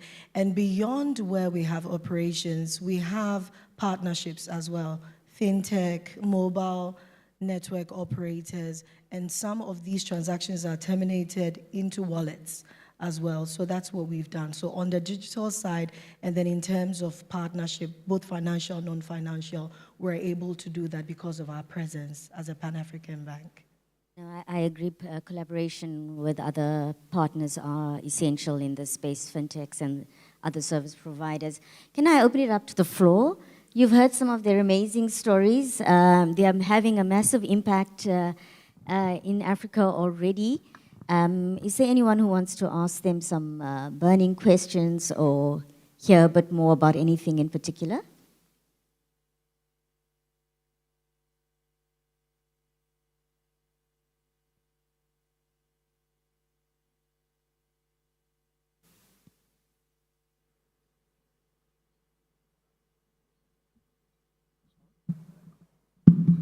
Hello. Great. Good morning. My name is George Ajabing, and I'd like you to dig a bit deeper about using trust as collateral in Bangladesh. This seems to be a very unique concept on how you're able to recover your funds. And then secondly, I am more of a preacher for persons with disability. Are there any specific programs that you have that is targeted at persons with disability? Thank you.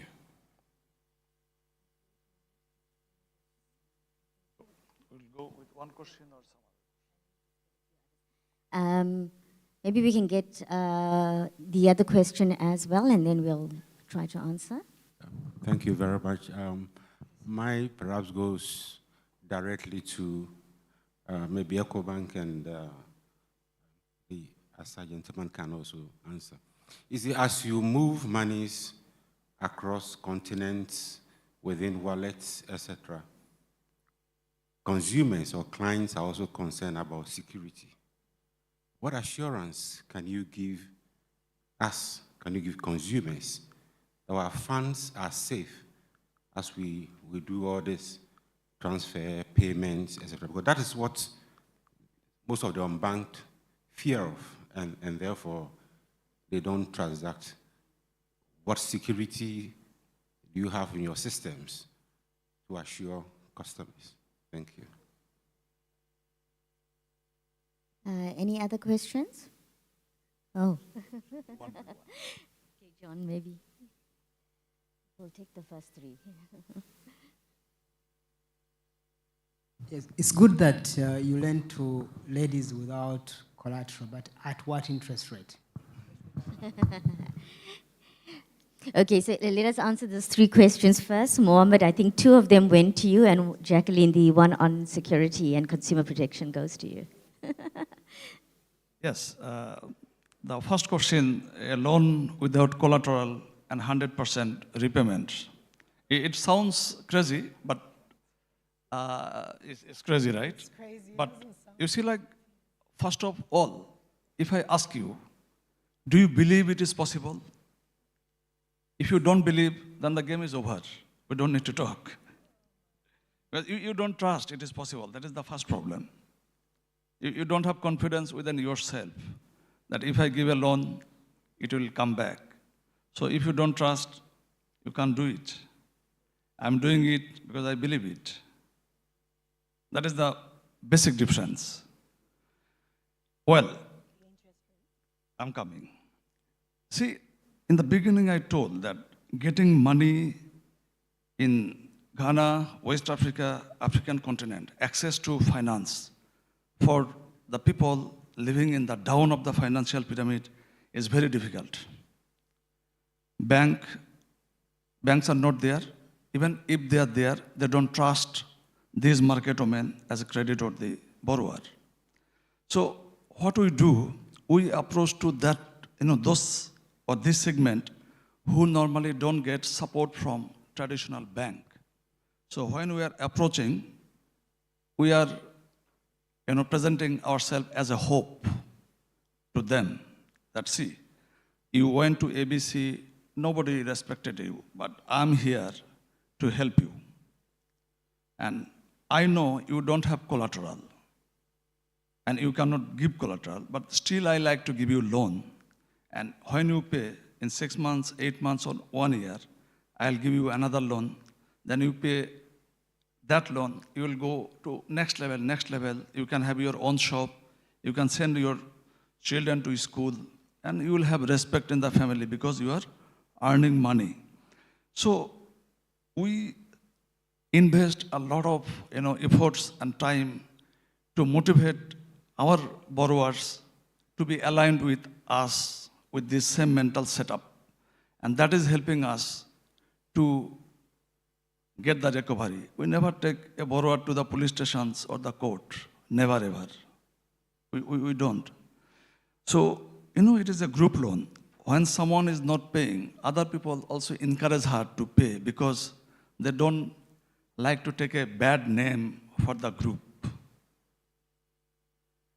Second question quickly, we don't have enough time. Mr. MC is looking at us. Second question, the interest rate. That is a very vital point. Unfortunately, the bank, with due respect, they don't have confidence on us, the SME sector. They think if you go to loan to EcoBank, 90% chance I'll not get. Because they think if they give me loan and I give it out to customer, I'll not get the recovery, they will not get the loan. So, national bank, you will not get. So you go to international lender. So when you get a loan in dollar, you need to go to the central bank for approval. They will tell you, no, foreign loan, you cannot pay. So where should you go? That is a big challenge for SME sectors. We don't get fund. But what we do, we tell our customer to deposit some small money. In Ghana, we tell it, kakra, little money, like 5 cedis, 10 cedis, every week. And that support us to build a capital and give it out. And they also get some small interest.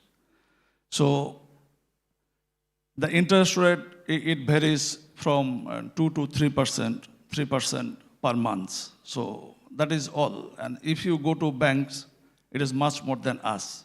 Why our interest rate is within range? Because of the high recovery. We don't have bad loan, not at all. I think I have answered my part. Jacqueline, I think the one question was directed at you. Yeah.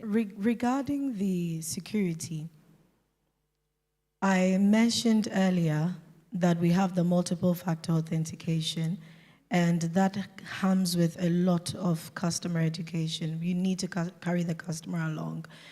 And we have all touch points, social media, print media.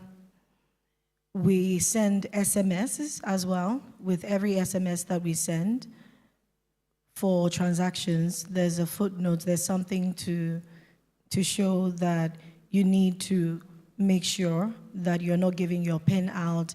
If there's a conversation with a contact center, there's some due diligence they have to go through, some basic questions that you're asked.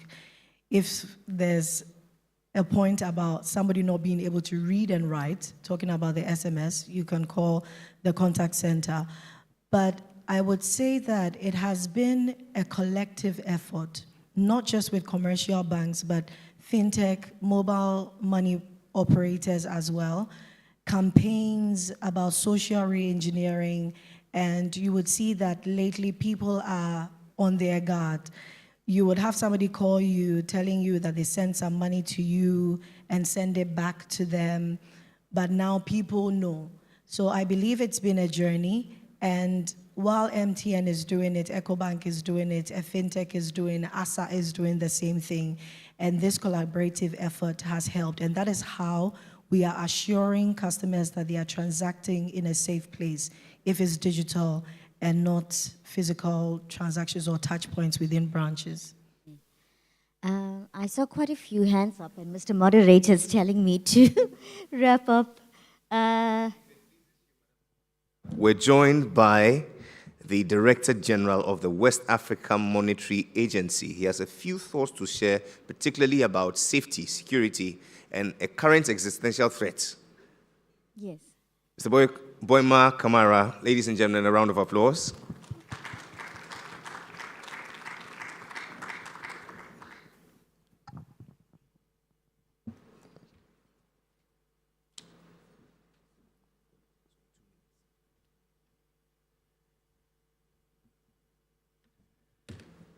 Thank you. Good afternoon. As we sit around the table and just reflecting why we encourage and will always want to promote the need for better services as in fintech, what it brings to the table, I just wish to point out some issues that are arising that we have to take on board, especially with respect to the regulatory environment. There have been cases of 5 fintech failure. Of recent, in April 2024, a major fintech company in the US called Synapse experienced what we call an abrupt shutdown and bankruptcy, leading to over 95 million unreconciled amount. And as we speak, this phenomena is now becoming to be more pronounced. In the Philippines, a fintech called Wirecard also experienced a situation of 1.9 billion euro that never existed. And if you ask the Filipinos, the response was, we've never seen that money. In Ghana, MTN Momo, the float fork,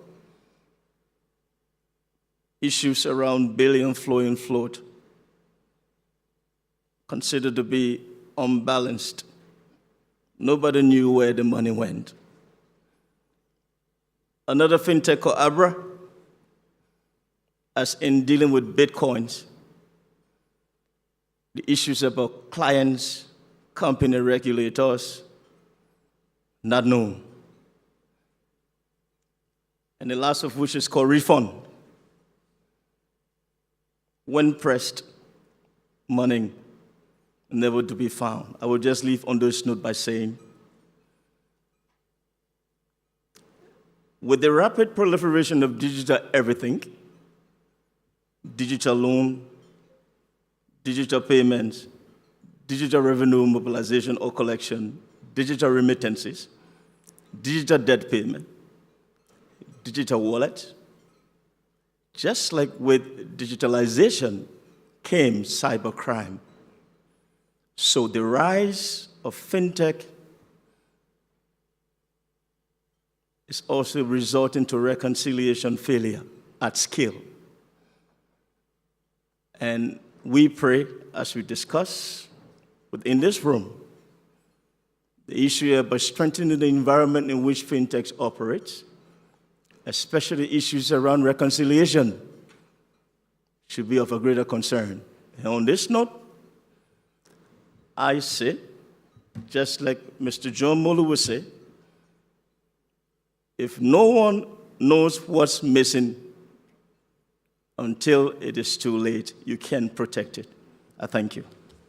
Thank you. And so with those penetrating thoughts from Mr. Kamara, Madam, what say you? Okay, so I'm going to let her ask her questions because she's been asking me the entire time. She's just one person. With the loans and everything else, I just wanted to find out how you are making sure that your facilities are not being used to encourage or proliferate money laundering at any level. Because somebody might take a loan, they have some money to launder. How are you ensuring that this money is not coming through the system by ways of repaying these loans to ensure that the banking system stays safe?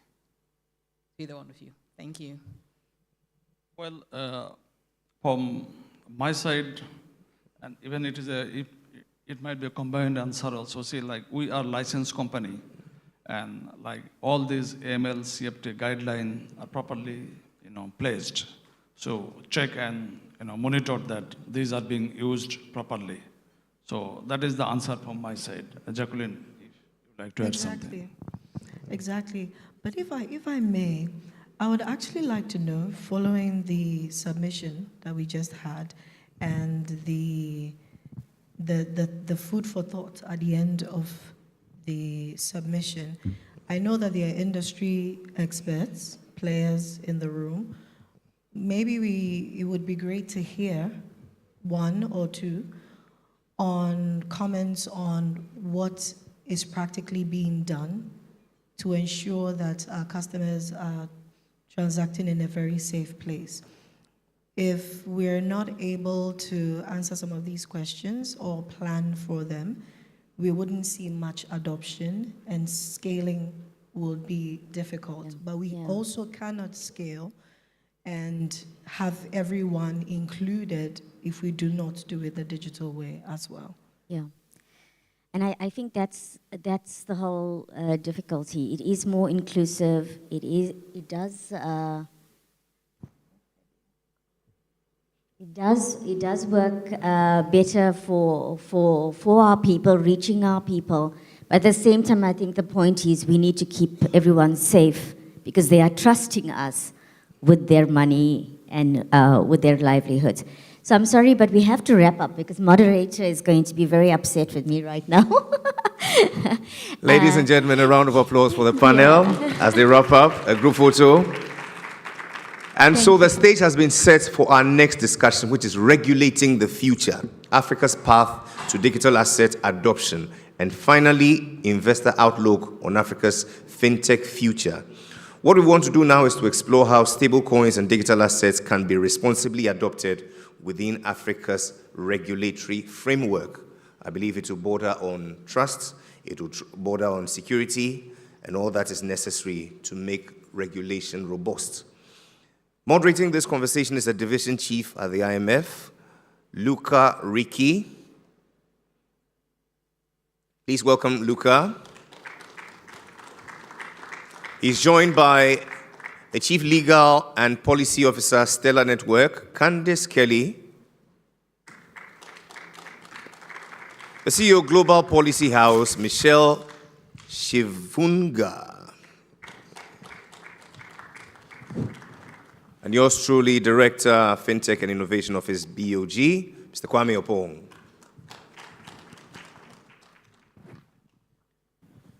"30 minutes and then 15 for." Thank you. Yes, please. First of all, I really would like to thank the governors, Bank of Ghana, and all the organizers for inviting me and for the fantastic event. Thank you very much. So this panel is about the role and the regulation of digital assets and stablecoins towards the digital financial future in the continent. And I'm Italian like Matteo, but I've been at the IMF more than in Italy, so I'm not going to pretend to emulate his elegance in making jokes.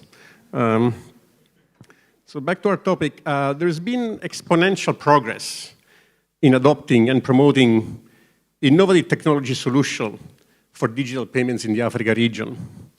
And more recently, there's been a new push in some advanced economies in favor of stablecoins, which may support a significant increase of the already high attention to the role that digital assets can play in international financial integration, as well as in financial development and inclusion, including in Africa.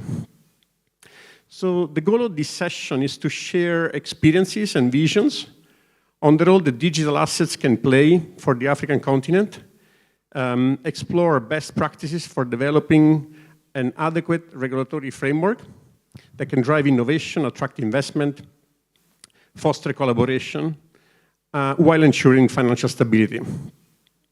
So let's hear from our distinguished set of panelists.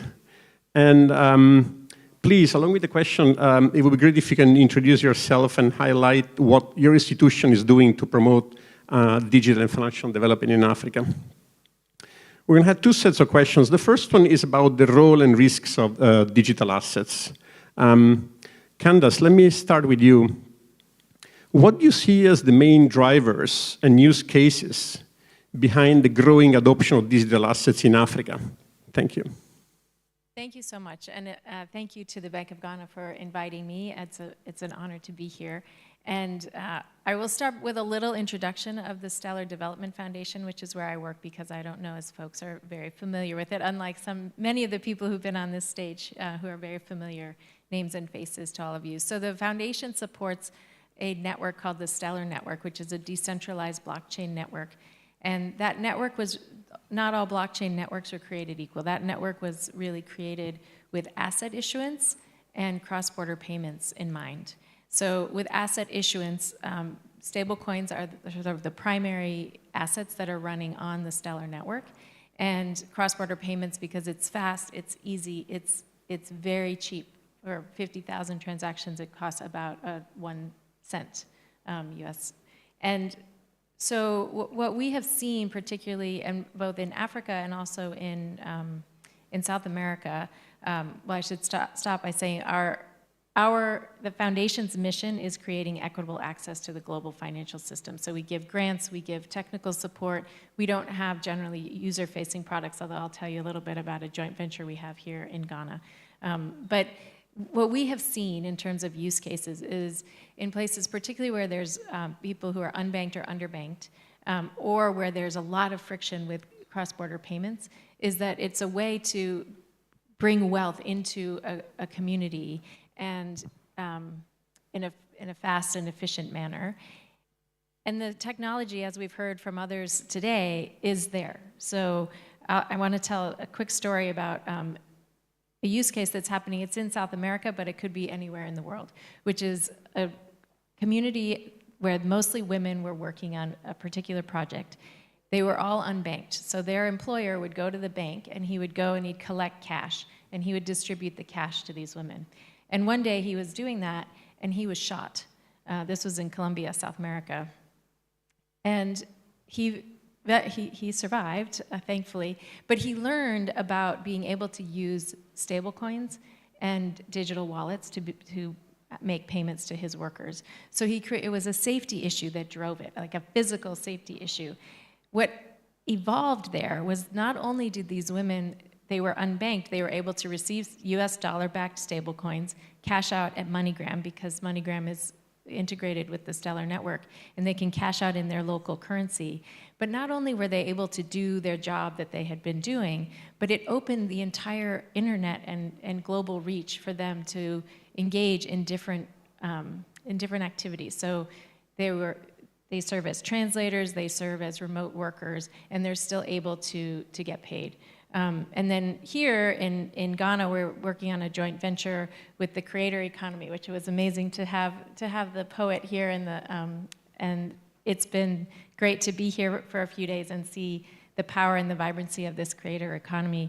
And luckily we had local, we don't work here or operate here, but we joined up with the Akuna Group, which is an Idris Elba's foundation, which is very mission aligned. And so with an amazing team that's here on the ground in Ghana, we are working in the sandbox with the Bank of Ghana to create a digital wallet for creators who have a very difficult time getting paid internationally. So if you put these amazing people who are putting out beautiful things into the world, they can't get paid because their bank account is Ghanaian or because it's very expensive. And so through this pilot project, the Akuna wallet, we create a virtual US bank account. So they have an account there, not through the wallet, but separately with that institution. And through that virtual US account, they can get paid by international people. It gets translated into US dollar-backed stablecoins, and then through their wallet here and through local partners like Chipper Cash, they can cash out into local currency. So all sorts of ways to bring wealth and to ease the frictions of cross-border payments into the continent. Thanks a lot, Candace. It's great to hear, in particular, about use cases at the micro level in remote areas, which is extremely relevant for the continent, and how anyhow, they're conduits to move money across the ocean. Michelle, let me come to you, and I'd like to hear from you about what role can digital asset play in connecting markets across the African continent and enhancing the regional integration that we already discussed this morning as a very crucial for the development of the continent. Thanks. Yeah, thank you so much, Luca. Afternoon or morning, everybody. I'm trying to figure out, because I've been in different time zones, New York, wherever, I'm trying to work out what time zone I'm in. But thank you so much. First and foremost, I want to thank the Bank of Ghana for the invitation to come. This is a follow-on, obviously, from the 3I last year, which we did talk quite a lot around digital assets. But back to your question, I think digital assets have a major role to play in terms of connecting the African market. But before I go into your question, I just wanted to also highlight around the importance of regional integration. We've just come from actually celebrating the launch of the Digital Trade Protocol in Lusaka with our heads of state in Africa. So, you know, there's a real big drive now for that one single African market, as you've heard earlier on. And now really we are talking about implementation. And we're talking about delivering. So we've got the fantastic protocols, we've got the policies, we've got the regulation, and we've gone and launched that now. And most economies, most nations are now thinking, okay, what next? How do we now deliver? Whether we're talking about digital identity, we're talking about digital infrastructure, we're talking about data, we're talking about fintech, we are now saying, okay, how do we actually implement? So for me, digital assets is something that I think that's not as covered in depth as we should cover it. And it's an area where a lot of economies want to understand better. What does digital assets actually mean? What are we talking about when we refer to stablecoins, cryptocurrency, central bank digital currency? What does this all mean? And I think we need to start from there, right? We need to provide the right capacity, education and training and support. But I do think digital assets is going to be a major enabler in terms of connecting the continent and also connecting the continent into other international markets. So I do believe that when you start to think about regional integration, so we want to create one single African market, we want to industrialize, we want to make sure that Africa is growing and is growing together, as we've heard earlier on in the morning. So it's not just Ghana progressing, it's not just Nigeria, it's not just Zambia, but the whole of our continent, which means basically bringing together 55 countries. How do we do that? In terms of monetary policy, and let me just contextualize as well, we're not saying that just go off and adopt, for example, stablecoins. We have to bear in mind that we enable our traditional functions, which is monetary policy, ensuring financial stability. All of that can happen, but we can also innovate. And we have no choice but to innovate. Because how do we connect the continent? In terms of monetary connection, we need to leverage new assets. We need to leverage digital assets because it enables us to be able to connect more seamlessly. And with digital assets, you can also enable payments, for example, cross-border payments to happen much faster. I also want to emphasize around monetary sovereignty, right? We need some monetary sovereignty. Countries need to be able to leverage off their currency and strengthen their currency. So that's the second point. Yes, the regulations are there. Yes, regulations are very important. And those regulations, as you've already heard, have to be harmonized. But beyond the regulations being harmonized, how do we create monetary independence? For me, it's a very exciting time right now, because what we're literally doing with digital assets, you can create monetary independence. I'm sure it's not news to everybody, but money from all over the world is not necessarily coming. Most of you, I'm sure, have been watching the news, right? Whether it's the US or Europe, the amount of funds or financing that's flowing into the African economy is going to reduce. And for me, as a young African, to be honest, I find that very exciting because it provides an opportunity to create our own capital, to strengthen African capital, to strengthen capital markets here, and to look at new ways of actually finding capital.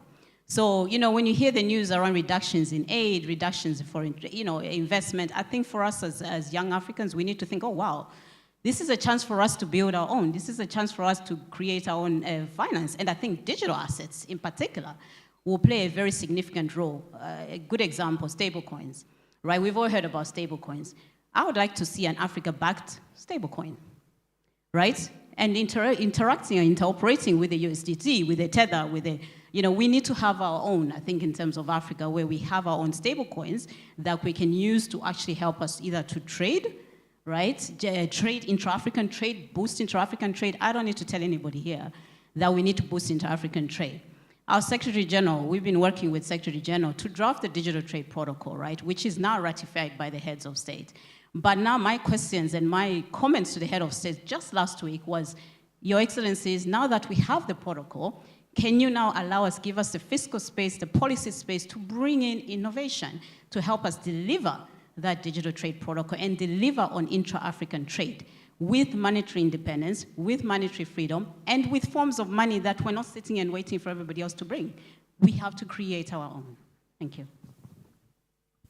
Thanks a lot, Michelle, for highlighting the interlinking of digital assets in the context of challenges related to trade integration, monetary policy, access to finance and global capital markets, and launching the idea of an Africa stablecoins. If there are any takers, please go home, reflect, and I know there are lots of smart brains that can do that very quickly.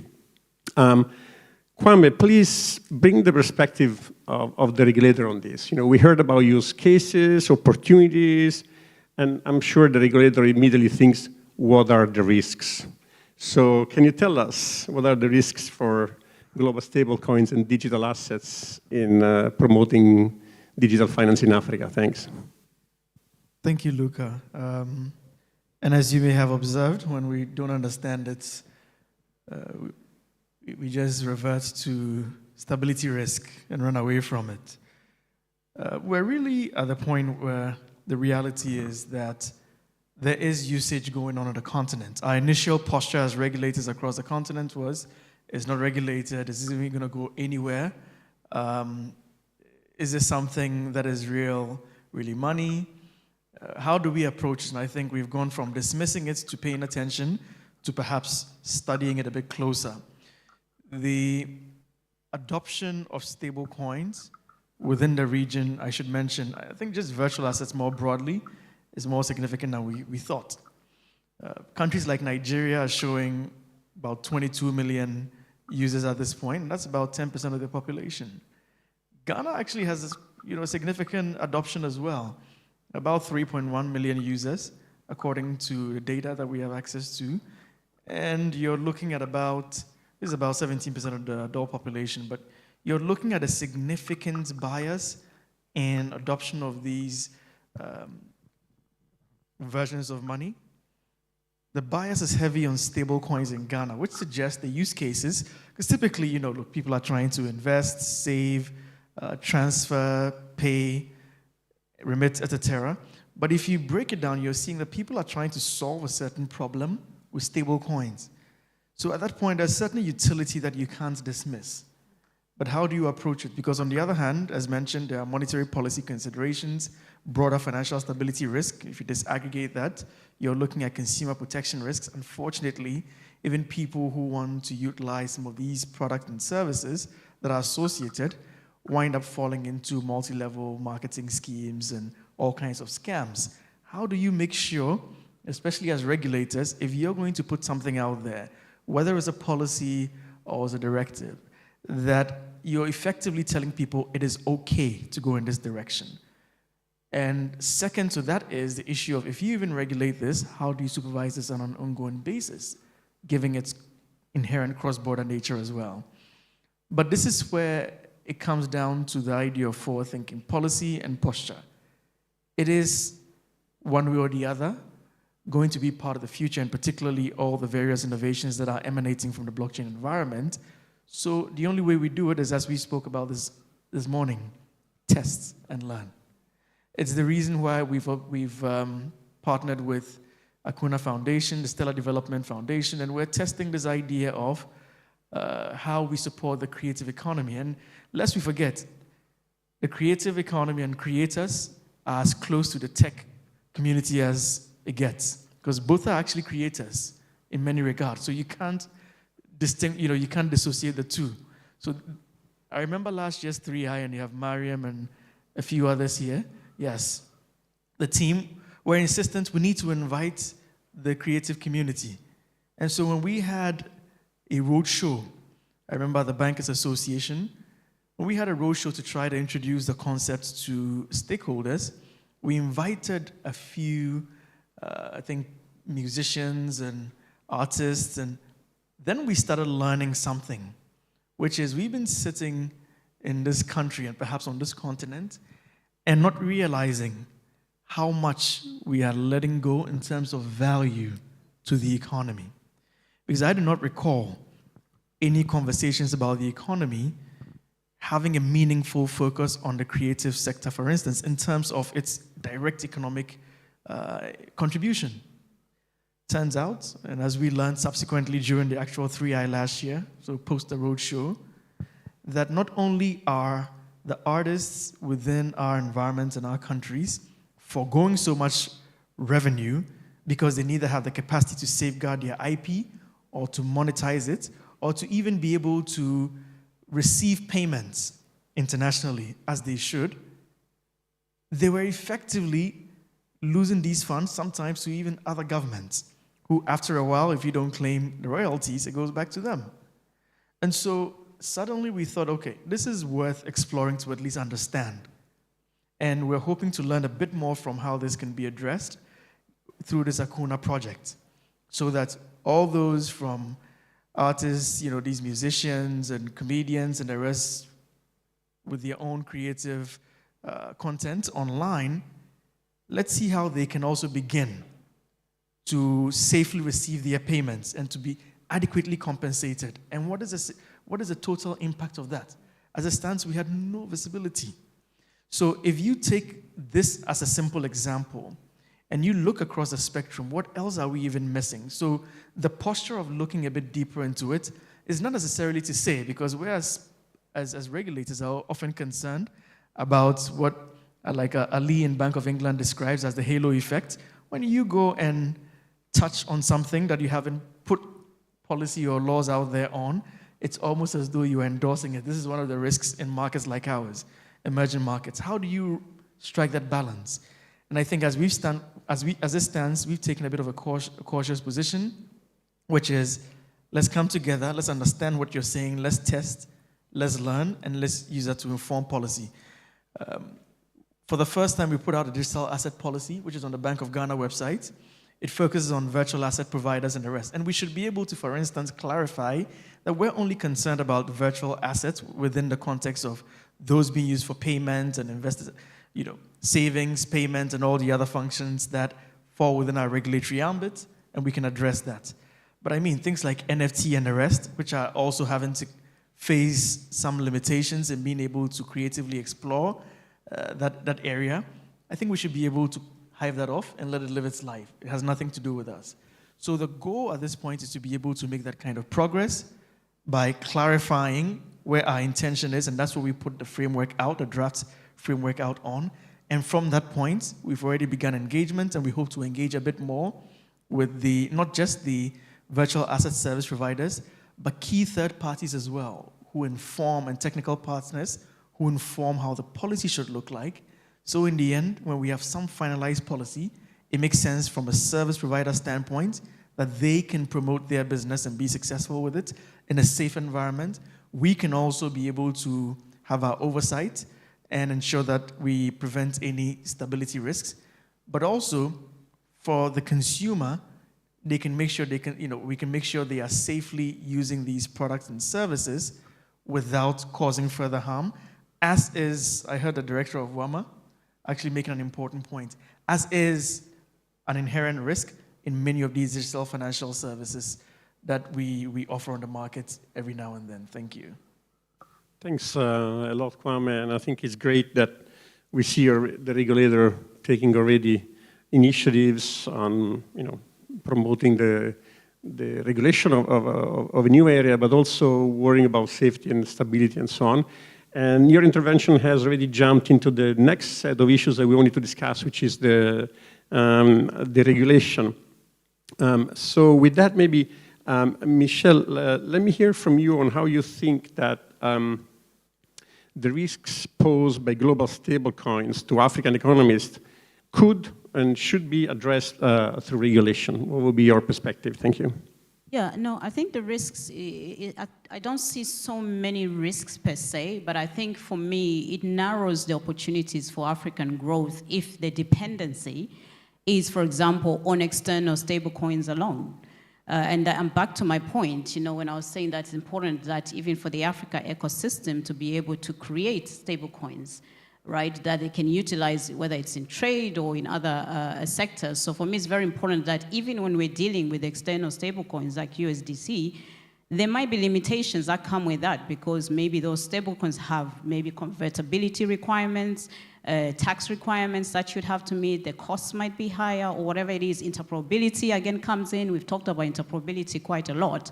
So how do we mitigate against that? And how do we ensure that we're not necessarily disadvantaged by the fact that we're leveraging other stablecoins? That's number one. Two, we are talking about intra-African trade, yes, which is great. So again, creating an ecosystem where you have payments, very effective payments happening. Maybe those payments are backed by, digital assets, right? And you mobilize, maybe PAPS, for example, is looking and exploring how do we incorporate digital assets, right, through our settlement system.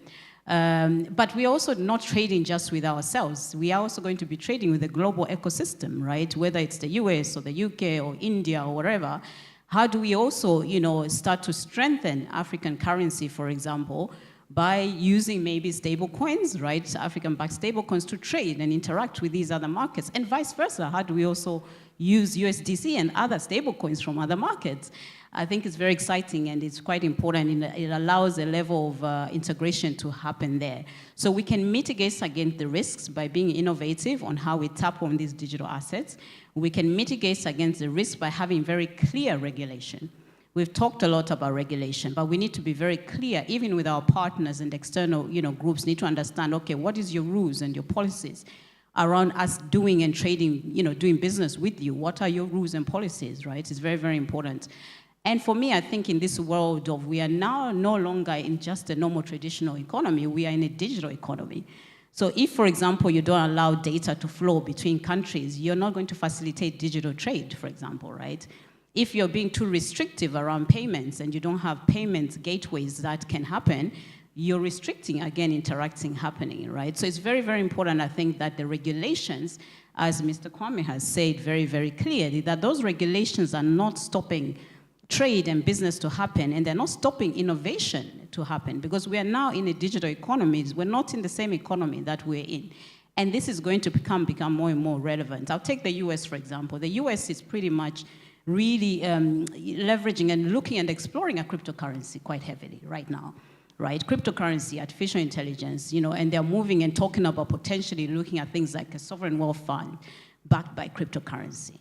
We haven't really heard many of those conversations, for example, on the continent. What are we doing in terms of how do we actually, yes, create a regulation in the environment, but how do we tap on those digital assets actually to also help us to interact and do business in a slightly different way, right?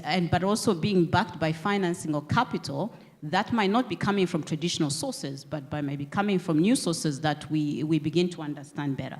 So for me, it's regulation, making sure clear regulation. 2, tapping on stable coins and other digital assets, right? But in the context of Africa. And then 3, also being very, very, working in collaboration with our partners to understand how are you doing business, how can we do business better? And then let's look at the low-hanging fruits, right? We've heard from GSMA on mobile money, right? We need mobile money interoperability across the continent. So I should be able to come and use my M-Pesa type model in Zambia, in Kenya, in South Africa. I should not be restricted. Have we got that yet? Not really. But I think we can get there. And for Africa specifically, the mobile money integration and growth is going to matter for the global economy. But how is the global economy able to integrate? I came into Ghana, right, today, and I'm behind. Because in Ghana, you can do your payments with mobile money, right? Even at the airport, when you come in, I didn't have mobile money account to do that. I could not, for example, pay for my visa because all I had was my cards and things. Is that cash or mobile money? So I need to upgrade. And I should get my mobile money account that I can use to pay for things. Same in Kenya. I could hardly do anything. I need M-Pesa. We need to look at interoperability.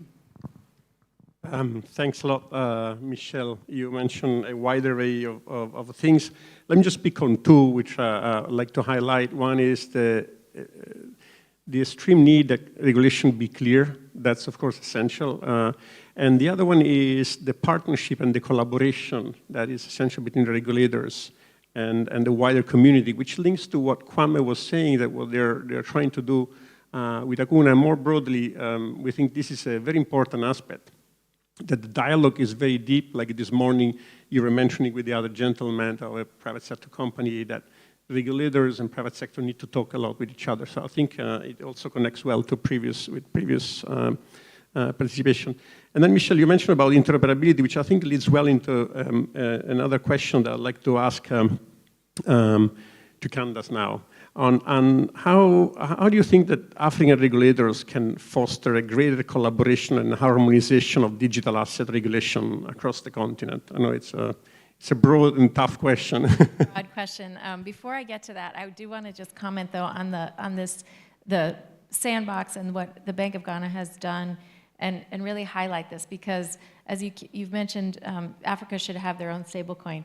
Well, when I started at the foundation 6 years ago, as I mentioned, the network is optimized for asset issuance. There was a Naira stablecoin, and there was a small issuer and a Euro stablecoin, and they had a very good cross-border trade flow happening. And then Nigeria obviously made it very difficult for people to operate with the SEC and the central bank. And I think it just, and so that company had to switch, and they now are using USDC, or at least last time I checked. And so I think that's just it really highlights how important it is for the regulators and the private sector to work together. So if you listen to Kwame, I mean, the fact that Kwame knows that much about the creative economy now is, if you're going to do the hard things of figuring out how to regulate and how to regulate in an environment where the technology is changing really quickly, you have to first know, why am I doing this, right? We don't all go to work to just do hard things. So when you actually interact with the creators of both the user base and the creators of the technology to see how it's really going to impact and change your community, I think that it helps a lot, both with just the passion to be able to work through these difficult issues, and also figuring out what the right solutions are. So on that, I can get back to your question, but so I think with harmonization, it's similar. I really think that the sandbox, there's one version which is really focusing internally, and then you see more and more. I know Singapore and others have had a lot of cross-border sandbox, particularly on cross-border payments. And I think it's the same thing as what I was just saying about what's happening in Ghana, that across Africa, I mean, there has to be harmonization, because it does need to be one continent and one market. So if we work in silos, we're going to recreate the same frictions that we are trying to solve with the digital economy, with all of the friction. And so I think that that's the main thing, is working across and doing sandboxes and projects and pilots that are cross-border. Thanks a lot, Candace, and thanks also for the previous comment you made on the importance of collaboration between regulators and private sector to avoid that there is a stifling of the fantastic innovation that is very vibrant in this continent. I had one more question for Kwame, but the mastery of ceremony just cut it out. I think, Kwame, you had an opportunity to speak before, so I will have to sacrifice that question to give the audience an opportunity to ask questions, and I'm sure you'll have a chance to discuss more. So let's open the floor for questions. And the lights are very bright, so unless you have a strong white shirt, like, yes, exactly. Strong white shirt makes it easy to see the speaker. Please identify yourself and ask the question. Thank you. Okay. Hi, my name is Yusuf. I'm with a fintech company in Ghana. I'm lucky to be privy to some of the work that Bank of Ghana is doing on digital asset innovation. So I just want to say kudos to Kwame and the rest of the team. But I think it's interesting to note that unlike the previous two panels, this panel does not have industry representation. There's no one on the panel that's representing cryptocurrency or digital assets in Ghana. And I think that paints a picture about how perhaps the regulator is approaching the industry in general.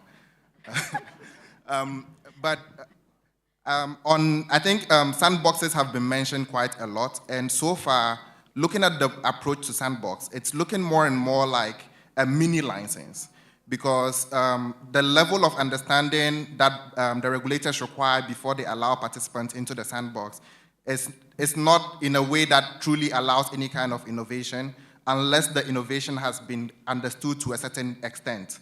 So especially looking at the crypto area, where Bank of Ghana seems to be changing its posture. Crypto is one of the industries that has also suffered from the point that was raised earlier about should innovation come first or should regulations come first. So without the regulations, the Bank of Ghana just went ahead to kind of issue notices and bans on crypto, as has happened across Africa. And now that Bank of Ghana is changing its posture, I wonder if they've considered revisiting some of those notices, perhaps taking them back, loosening things down a bit, get more of the industry rekindled so they can get the necessary data they need to understand the local context and the kind of use cases that we have here to come up with solutions that will actually, and regulations that will actually be applicable to Africa rather than adopt foreign regulations based on their own context. So just look at the way Sandbox is being approached in general, and if Bank of Ghana may want to take back some of their notices while they figure out the regulations. Thank you. Thank you. And while there may not have been, or there is no stablecoin issuer on the panel, it is true that the organizers are really carving space for questions. So there is space for any other private sector to ask questions. So before I give these questions to Kwame, let me see if there are other questions so we can collect maybe a couple at the same time. Yes, please. Gentleman in the front.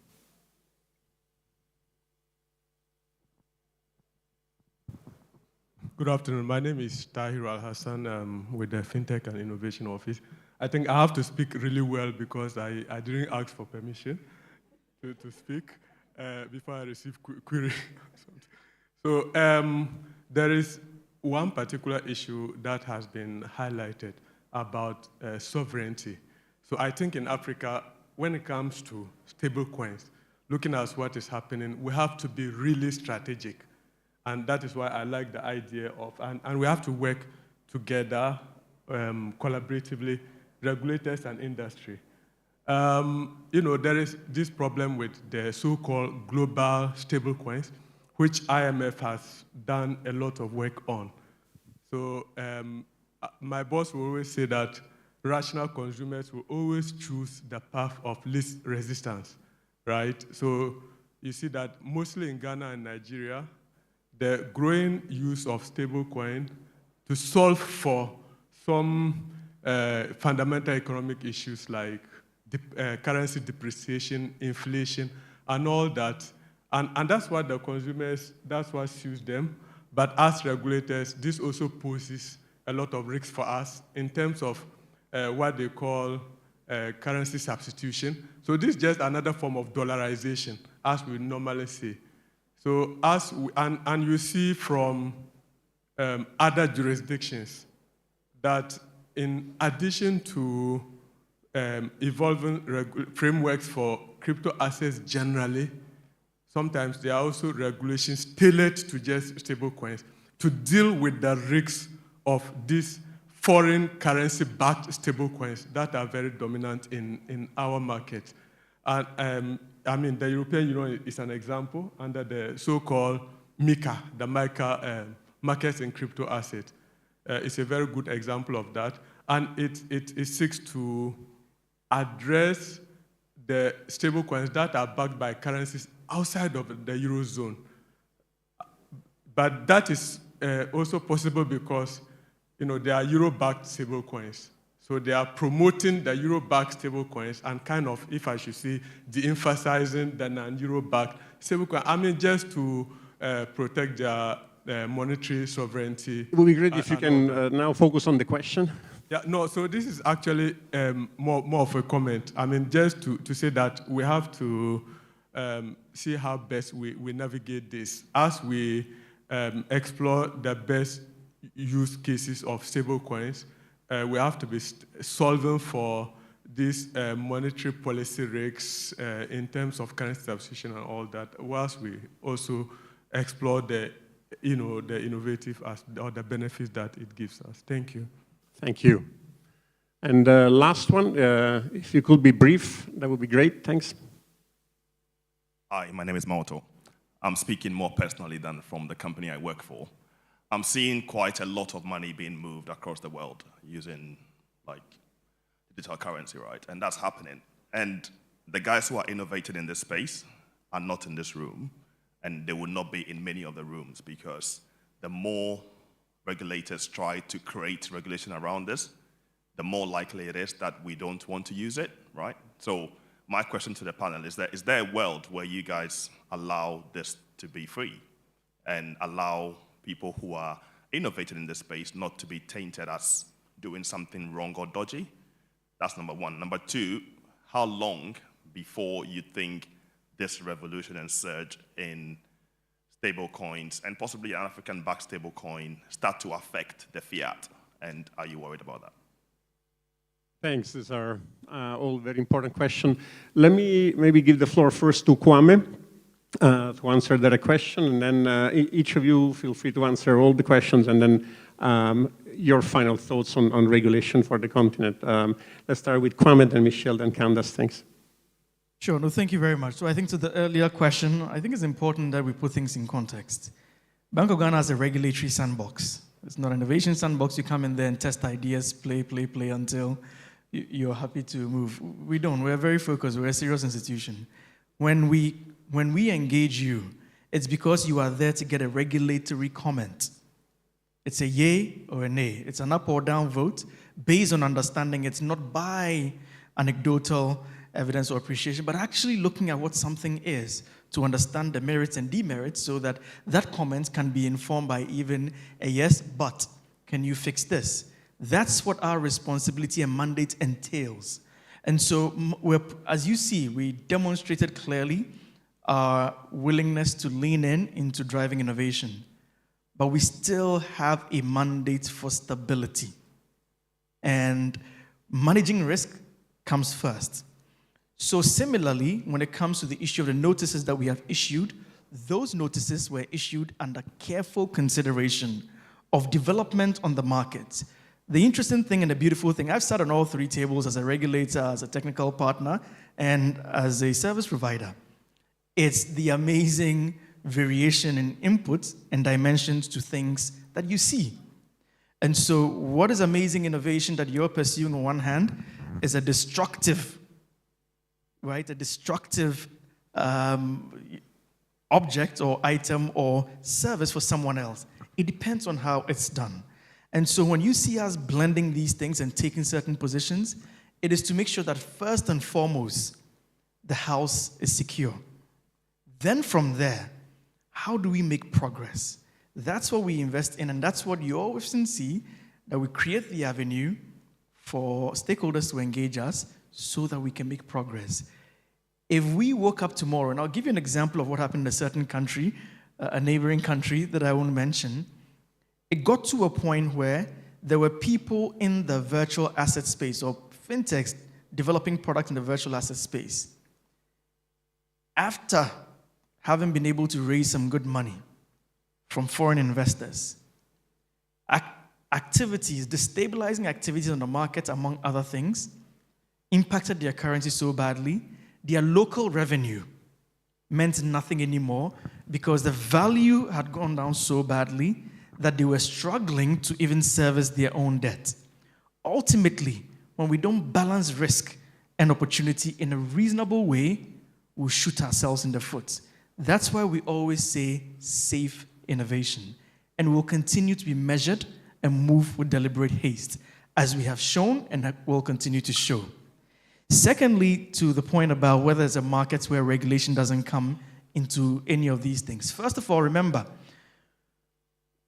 in fact, it's I think it was Singapore FinTech Festival 3 years ago, where the founder or the creator of Ethereum, Vitalik Buterin, who, by the way, was brought to Ghana by Web3 Accra, from which point we started dealing with Web3 Accra and others, even closer, he said, regulation will always have to exist. It doesn't matter whether you're trying to provide certain services with sticks and stones. Now, I don't suppose anybody in this room has more virtual crypto cred more than Vitalik Buterin, who created Ethereum. And he says, whether you're using sticks and stones, regulation plays a role, because we need to be able to distinguish legitimate actors from illegitimate actors, support the safety of the sector and the economy, as opposed to create risk that destabilizes and destroys the economy, and protect consumers as opposed to subject them to risk. And not everyone in the creative space, whether it's fintechs or the rest, are actually looking or seeking to do something good. We have to recognize that they are bad actors. That's the part that we have to deal with as regulators. I wear both hats, innovation and regulation. And so there will be, if there's anyone who believes there will be a world where regulatory frameworks or regulators will have no comment in activities within their domain, that it will exist there is no such world. I am sorry it doesn't exist. It will not happen in the future, not just in Ghana, nowhere in the world. And so it's important that we recognize this and use it as a basis to engage. So regulation is reasonable, progressive, and adaptable. Those are the things we should be seeking to do. So sorry to burst your bubble, but this is the reality of society, and this is the reality of how you sustain, frankly, any kind of stable society. Thank you. Thank you, Kwame. We see the passion of the regulator in the voice. Very good, very good. Michelle, please.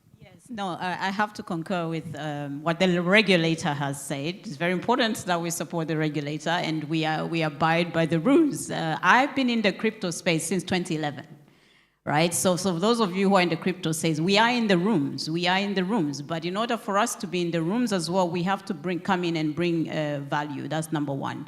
That's my comment on that. And then it's very important that we understand the context as he's painted, right? So we cannot, even when I started my business, Global Policy House, which focuses on cryptocurrency, digital assets, stable coins, artificial intelligence, data, cybersecurity, the reason why I focus more towards creating a very strong legal foundation in my own firm is that I wanted to differentiate myself from some of the actors who were in the crypto space around that time. And we all know what has happened over the years in some of the crypto spaces. So I absolutely think that it is important we have regulation, but that regulation has to be balanced. And that regulation should not stop us from doing what we need to do. And one of the biggest problems we've had is that there's been very poor understanding, like I said from the very beginning, very, very poor understanding of what the crypto space has actually got to offer. Because most of it has all been, oh no, it's all about coins, right? And creating coins. No, the crypto industry, in fact, the digital asset industry as a whole, has a big role to play in critical areas for Africa, for example, food security, right? Payments. But we've not seen some of these use cases come in. So again, even on the regulator side, what they're seeing coming out of the crypto space might not necessarily be, something that they want to necessarily look at. But actually, we as an industry in the crypto space need to be better at, one, communicating what is it that we're doing and working with the regulators and the governments, right, to make them understand what it is that we're doing. So for me, it's important to actually educate, build capacity, and highlight what is it that we're doing. That's number one. And second, to answer the other question around the sovereignty, I 100% believe that if we are going to create an intra-African market, one single digital market, that the monetary conversation also has to be in par with that conversation.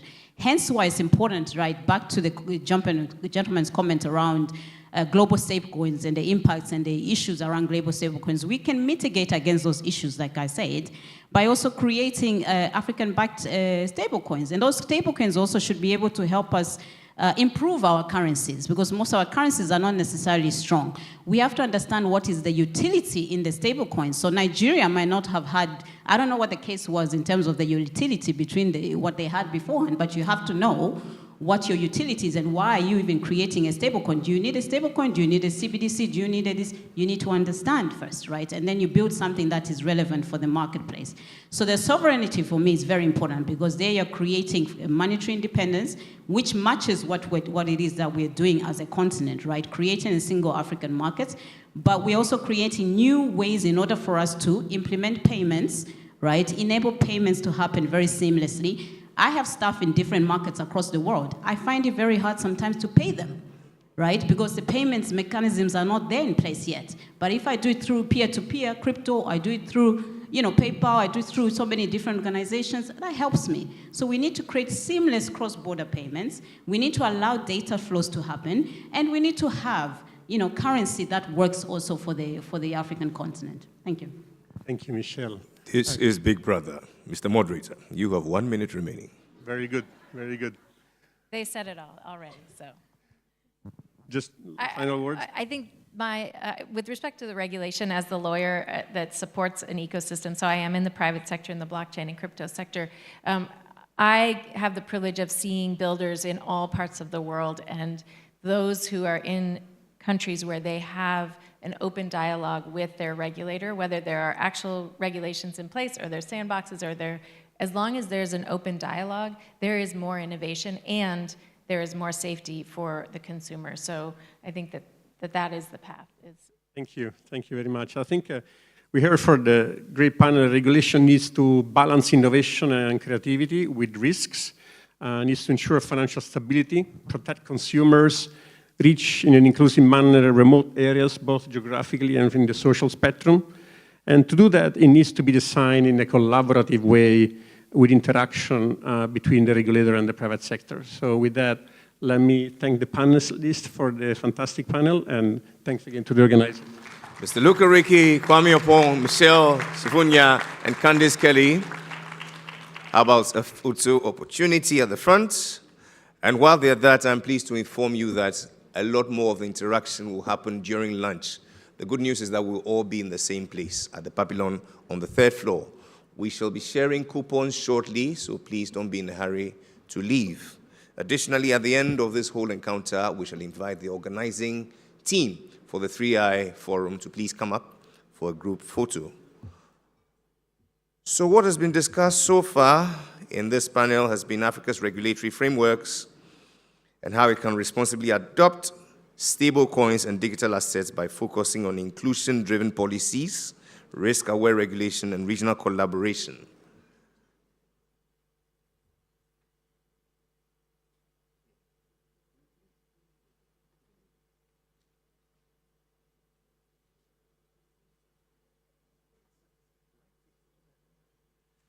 And so all is set now for the last conversation.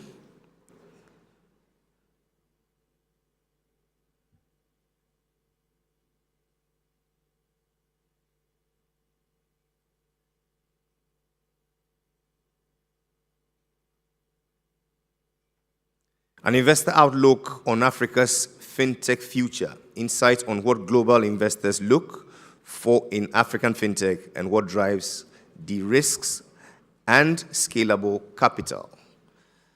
Please make welcome the moderator, Madame Hannah Akwa, is the founder, TKC Capital.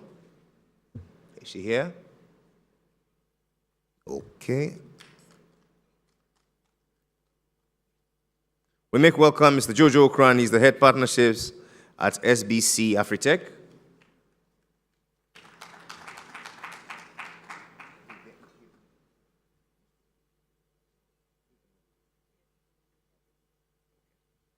We make welcome Trish Amwa Intim, principal at Verod.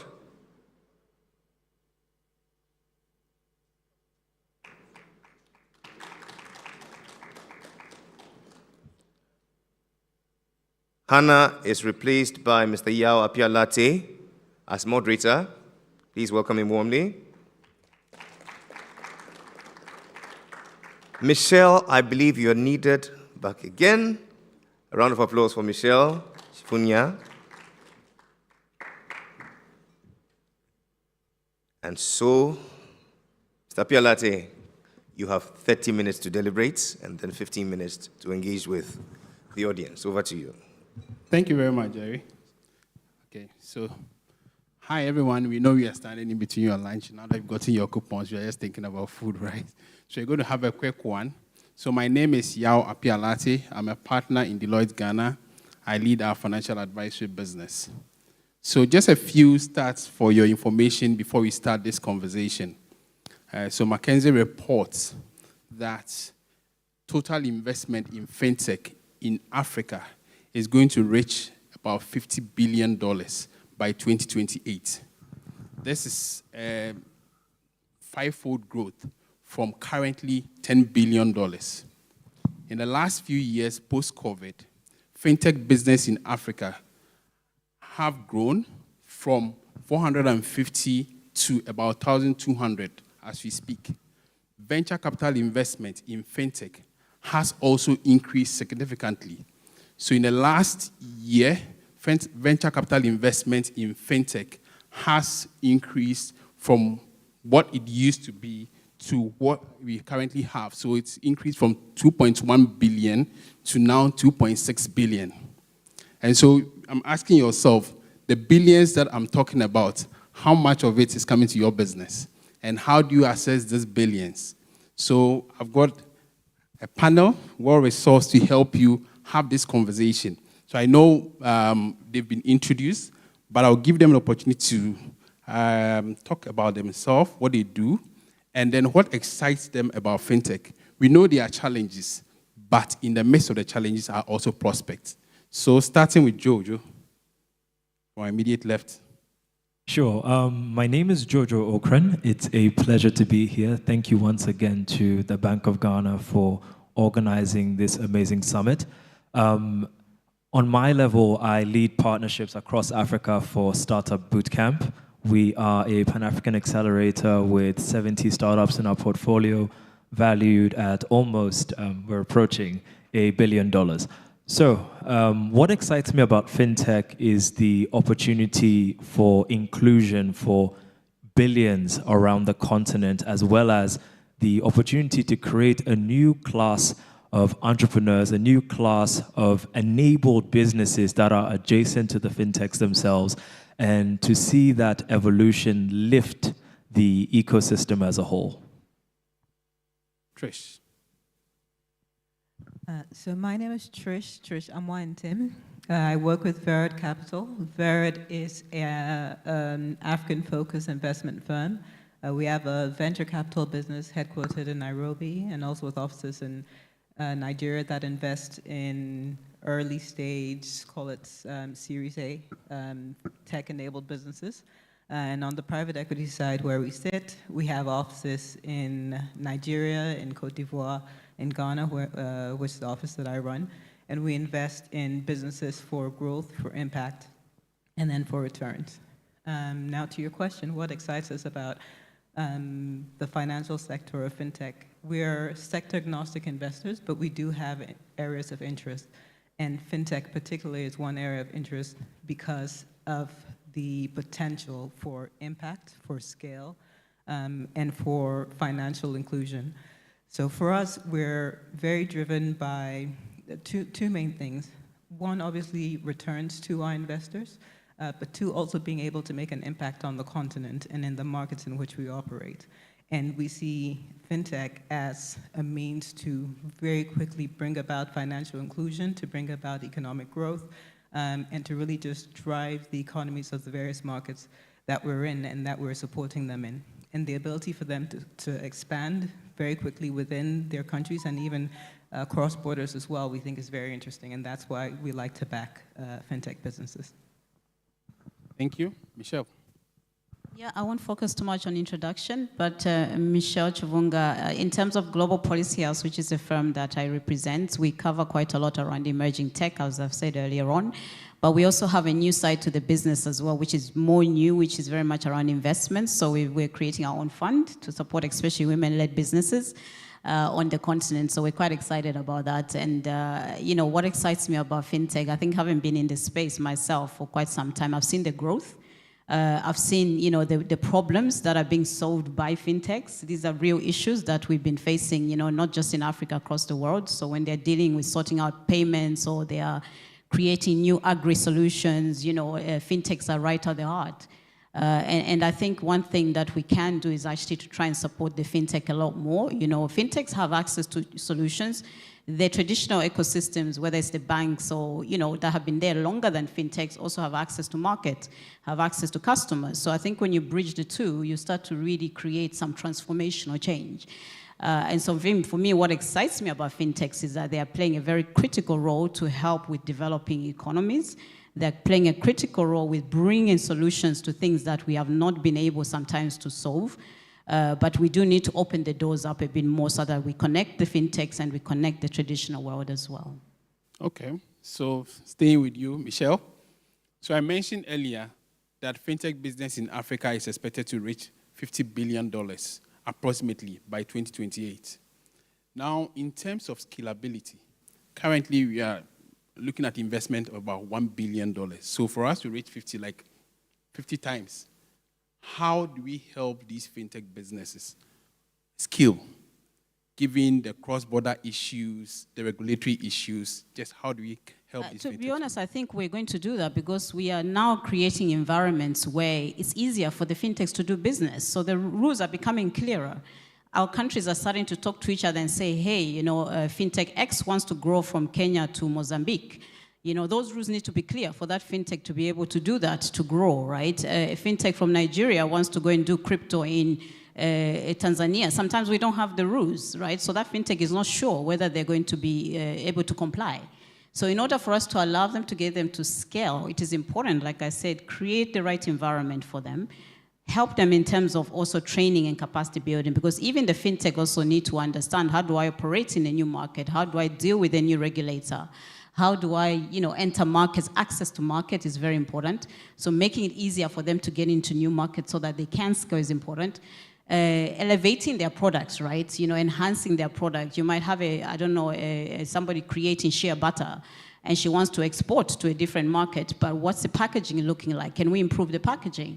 Logistics, how can we get from one product to the other? That's one area where my firm, our fund, wants to actually invest more in logistics because we need logistics to be able to move. And then also, of course, things like access to payments and easy payments, access to more investment is important. And where we're going to get extra money, it might not be necessarily from external markets. We have to build the capital markets here to support them.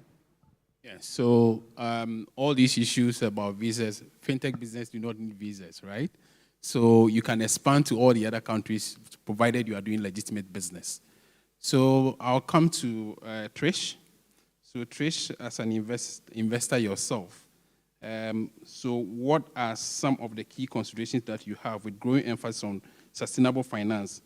How are ESG considerations reshaping investment criteria for Africa fintech businesses? And what specific approach should founders of these businesses prioritize in order to secure some of these sustainable finance sources? Okay, so that's two very loaded questions in one. You can just take the first one. Okay, so let's start with the first, which is what are the ESG considerations and how are they sort of shaping our investment criteria and the way we look at fintech businesses that we want to invest in. I think in a very large way, ESG is making us take even more interest in fintech.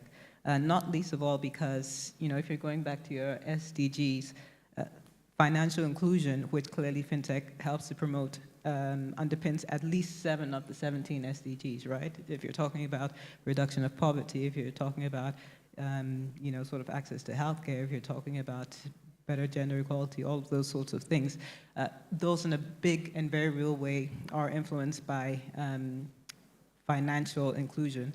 And coming back to this point of you know, why is fintech interesting?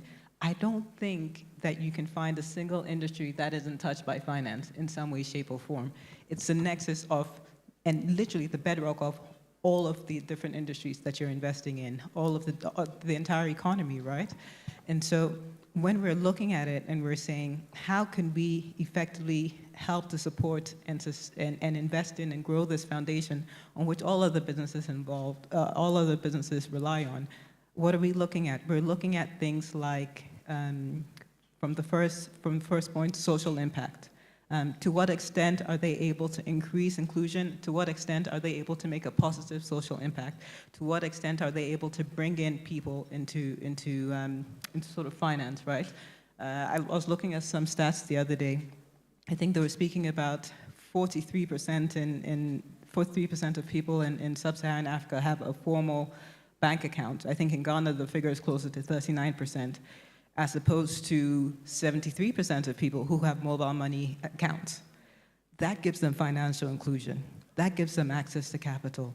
And then you're able to layer on all these other products, whether it's microinsurance, whether it's health insurance, whether it's all of some of these other things that they previously would not have had access to before. So that's one thing that we're looking at. What is real impact and what's measurable, and how are we able to support them to provide more of that sort of impact.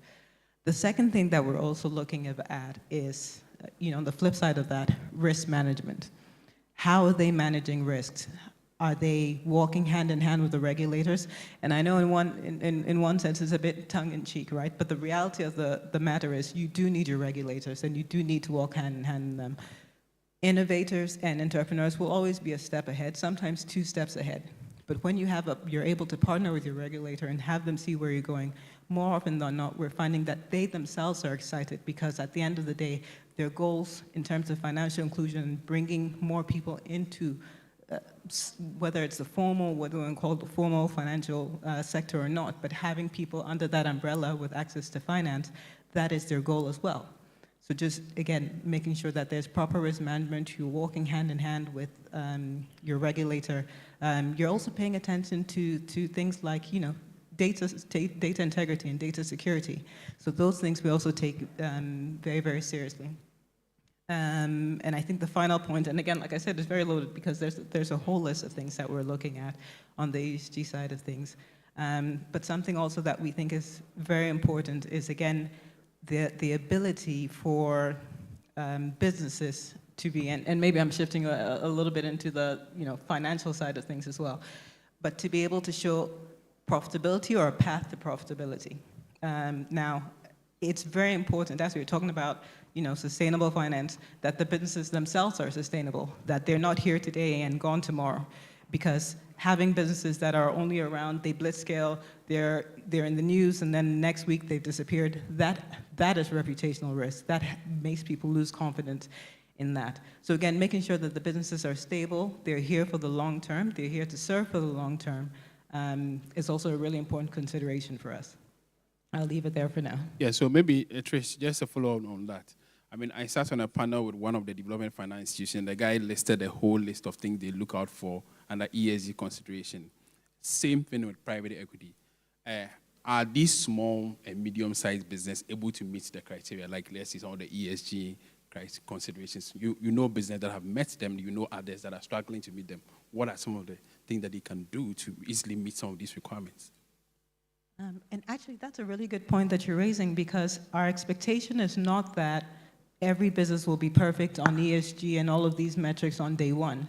But what is important is that there is the desire to get to best in class. There's a desire to get to what the targets should be, and that you're willing to work with the investor to get to that point. So a lot of times what we'll do is we'll have that initial assessment to understand where the business is today, and then sit down and co-create with the founders, with the sponsors, what that path will look like, whether it's a value creation plan or call it an ESAP, whatever you want to call it, and make sure that there are regular check-ins, that there are milestones, that there's actually an achievable plan that we can walk together to reach those goals. Thank you. So we go to Jojo. I know you've been in fintech business for some time now. So if you look at all those who are operating in the sector, what are the subsectors in fintech that's attracting the most investment? And in this era of shrinking global financing, we know a lot of these financing, some countries are now increasing their defense budget and then cutting global aid. So what can this business do to attract more investment? So what are subsectors that are doing so well in the fintech space? So maybe I will take your macro point first, and then we'll come to the micro. You mentioned kind of the shrinking finance space, and it's interesting because for the last 3 years, all we've heard is funding winter, funding winter, funding winter. And it's real. The numbers reflect it. But the truth is that numbers and narratives, those two ends, they move markets. So the numbers have reflected that in the past, but it's really critical that as the numbers are shifting, that we as leaders in the space, we're keeping up. If you look at a 12-month moving average, which was a really great study done by the Big Deal Data Center, you look at 2019 and 20, we had about $1.4 billion raised across Africa's VC ecosystem, tech ecosystem overall, a period of stability. Then we had a period of hyper-growth, 450% growth in just 2 years. And we all got excited. We all thought, you know, this is going to be the way of the world. But the reality was, it was unsustainable. And then we went into the abyss, 50% decline in the next couple of years. The last 2 years is what we've experienced. But we need to make sure that we are not stuck in decline. And the truth is, right now, the data, the numbers are telling a different story, and we have to pay attention.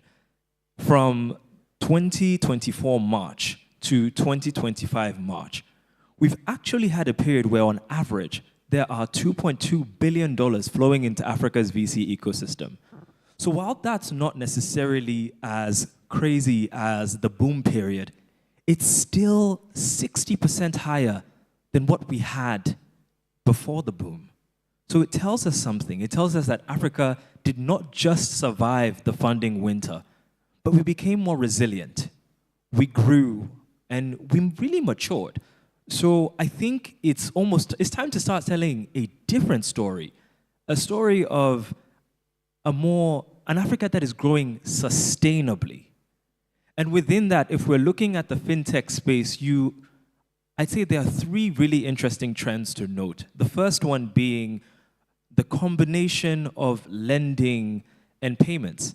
Those are almost the foundation of our fintech industry as a continent. You have about 70% of all funding that goes into fintech going into those two spaces. Then the second thing you'll see is a real focus on embedded finance in specific verticals. So you'll see a company like Move that is a fintech, but it's very embedded within mobility. And then the third trend is one that hasn't fully expressed itself yet, but I would bet my bottom dollar that in the next year, we're going to see so much more of it. And it's a pretty obvious one. It's AI. But if you're looking at the global level, you have literally 80% growth in funding going into AI to drive it up to about 30% of all funding globally. But in Africa, we're not seeing that just yet. But I bet you we will. So should I stop the fintech business I'm doing and start AI? Not necessarily. At the end of the day, AI is an enabler, right? So you have AI that is able to adapt across different verticals, across different, basically, need areas within business. So yes, you can have your fintech, but it can be AI-driven. You can have your agri-tech, but it's AI-driven. So it's a wave that I'm really excited to see come to bear across the continent. Okay, thank you. So the last one, Michelle, we come to you before we go to the audience. So liquidity issues you've mentioned are some of the challenges for these fintech businesses. So how can we help these fintech businesses address liquidity issues, particularly with what you are doing with Euro Exim Bank? Just help us to understand. Yeah, no, thank you. So Euro Exim Bank, is a very big bank, and we've partnered actually with Euro Exim Bank. So there's two sides. You've got a traditional bank that covers, provides access to infrastructure financing. They do SBLC, letters of credit, trade finance.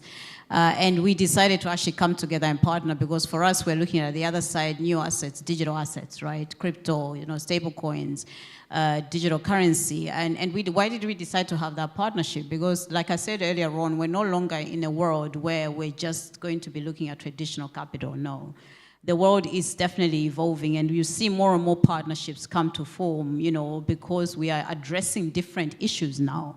And in order to address those issues, sometimes the traditional mechanisms might not be in place. For example, I was an ex-banker myself.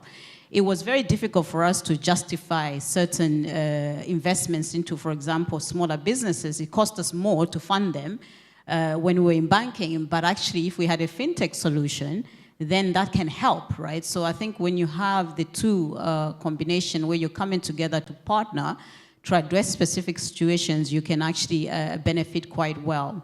And so for me, I feel like we can start to address the liquidity issues by partnering. We've talked about partnerships a lot. We need to partner. You know, you can provide something, I can provide something that maybe you can't. And when you come to partner, then you're also able to tackle and address a lot more of the challenges and solutions. Finally, also just going back on the point around AI, I actually think as a continent, we can no longer just come up with solutions around payments. So all the fintechs in the room, great, yes, we are addressing payments, but I think we need to diversify in terms of the solutions we're bringing to the table, right? Because we have a lot of issues that we need to address, especially around things like we want to industrialize, which means we need more manufacturing, we need more processing, we need more healthcare, you know, African healthcare. So can we solve those solutions as well by leveraging things like AI? And for me, it's not so much about one technology. We tend to have this habit where we come in, oh, today AI is really sexy. Tomorrow, no, blockchain is very sexy. Oh, today is this and that. Actually, the power comes in when you're actually converging technologies and starting to create new solutions. So co-creation by leveraging core technologies is very important. I think that's what we're going to start to see happen in Africa. AI, yes, will play a big role. AI is very important, and we're going to see more investment in AI. But I think in Africa, because of the issues we have, we need to basically converge and look at convergence of different technologies to address our problems. And it's very exciting. And finally, in terms of how do we solve the liquidity issues, I'm back to my point earlier on that we need to invest in growing our capital markets. I have said this to our leaders already last week. I know sometimes it's, you know, we're pushing quite hard, but I think it's important that if we create our own capital markets and invest in building those capital markets, then you're going to start to see growth. Then you're going to start to see our entrepreneurs actually being funded properly. And the sustainability he talked about, we want that sustainability to continue to happen, and we're not stopping and waiting. Today we have money, tomorrow we don't. We need to have the consistency in financing for our businesses. Thank you very much. Yesterday, well, a few weeks ago, I was also at a forum where we came with a conclusion, or to the conclusion that there's about $1 trillion sitting in pension funds across Africa. And these funds need to be deployed. And fintech should be one of the areas they should be deploying these funds to. But because we do not have adequate capital markets and adequate processes for financing business, these funds are just sitting down, doing nothing to say. Jojo, have a quick one before you go to the audience. Or you?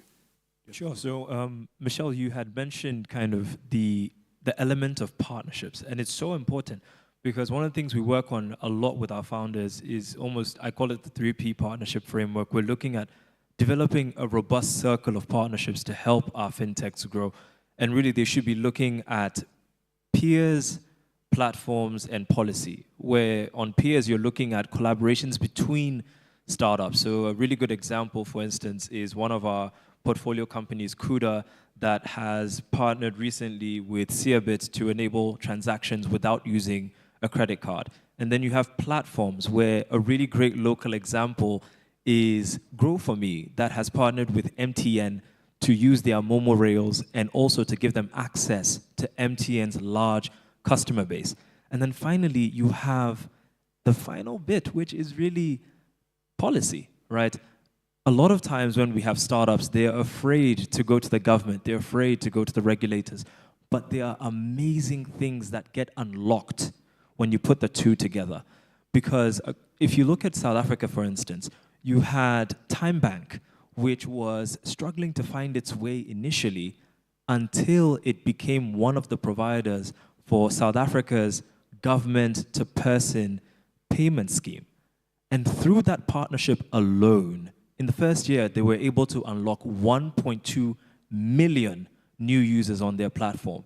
So the real opportunities exist when we focus on partnerships in a holistic manner that allow us to address peers, that allow us to address platforms, and allow us to finish with policy. Thank you very much. So Jerry is at the podium, so it's more like get ready to stop work. I'll give opportunity to one or two people, just a quick one from the audience. And in the absence of that, I'll just have the panelists have their... Someone has got a question? Yes? Okay, good. Go ahead. Thank you. as we proceed in this section, innovating, finding opportunities in terms of investment and the impact that comes, issues around liquidity. Sometimes we sit in the room, who are then the stakeholders in this room? If it is all driven by fintech representation, the extent to which the private sector, who are the private sector actors in here? Again, a critical element in this conversation in this room. Do we have representation from the public sector, the government? Because as you sit over there, fintech, commercial bank, at the end of the day, who do you run to? I don't want to talk to the Minister of Finance. You having a budget size, if I should put my cap on as a former Minister of Finance, that you have almost 40 to 50% of the budget is on wage. You're paying civil servants.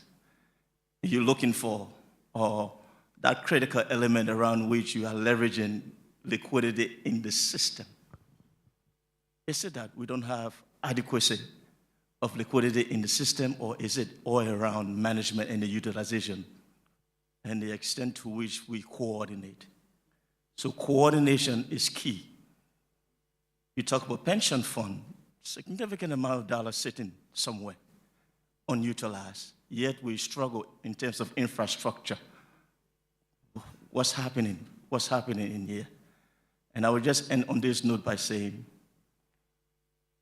one of the newest innovations that has happened in West Africa, if you go back and ask the Gambia currently, in terms of its engagement with the government, and that of the Afreximbank, I'm just taking it at some higher level. Financing infrastructure without recourse to the IMF, World Bank in terms of the old order. Domestic resource mobilization from within is now financing rural infrastructure. In the Gambia, what you see from the airport to Senegambia throughout overhead bridges, now the new development is such that a key element within government, as in the Rural Fund Authority, becomes the issuer of an instrument, a bond, issued in domestic currency. Afreximbank comes in, buys the bond, but has to refer to the Central Bank of the Gambia for a swap.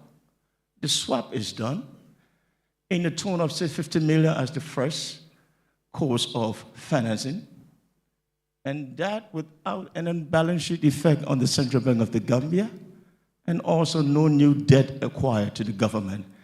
I just thought to say, let's innovate for greater impact. I thank you. Thank you very much. So let's innovate for greater impact. I guess we are done. Or you have closing comments. So 30 seconds each. So Michelle, 30 seconds. Quick one. We are ready to innovate. Excellent. Trish?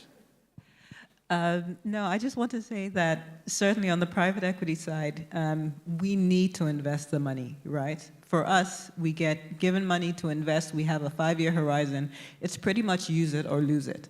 And in that time, we are hungry for interesting businesses that can grow and that can scale.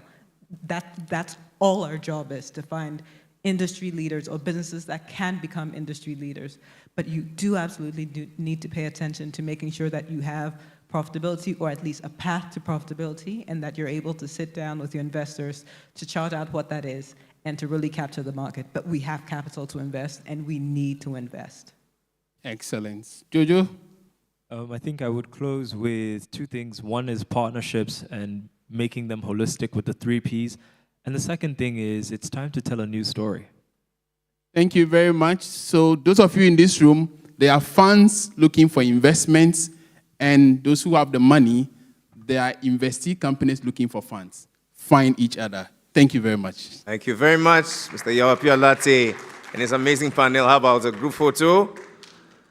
It's time to tell a new story, to chart a way forward, right here at the 3i Africa Policy Forum. Who better to take us on that journey than Papa Akhurst? He's the convener of Tech Connect. He will give us key takeaways, appreciate our speakers, and what is next for the coming summit. Ladies and gentlemen, Papa Akhurst.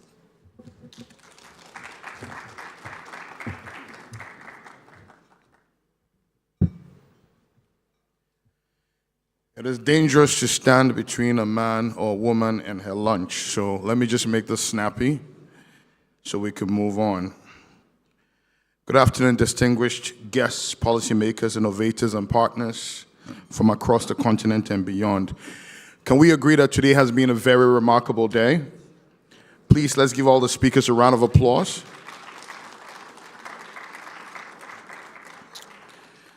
We've explored what it means to build a truly connected Africa, not just an idea, but in infrastructure, regulation, innovation, and most importantly, in intent.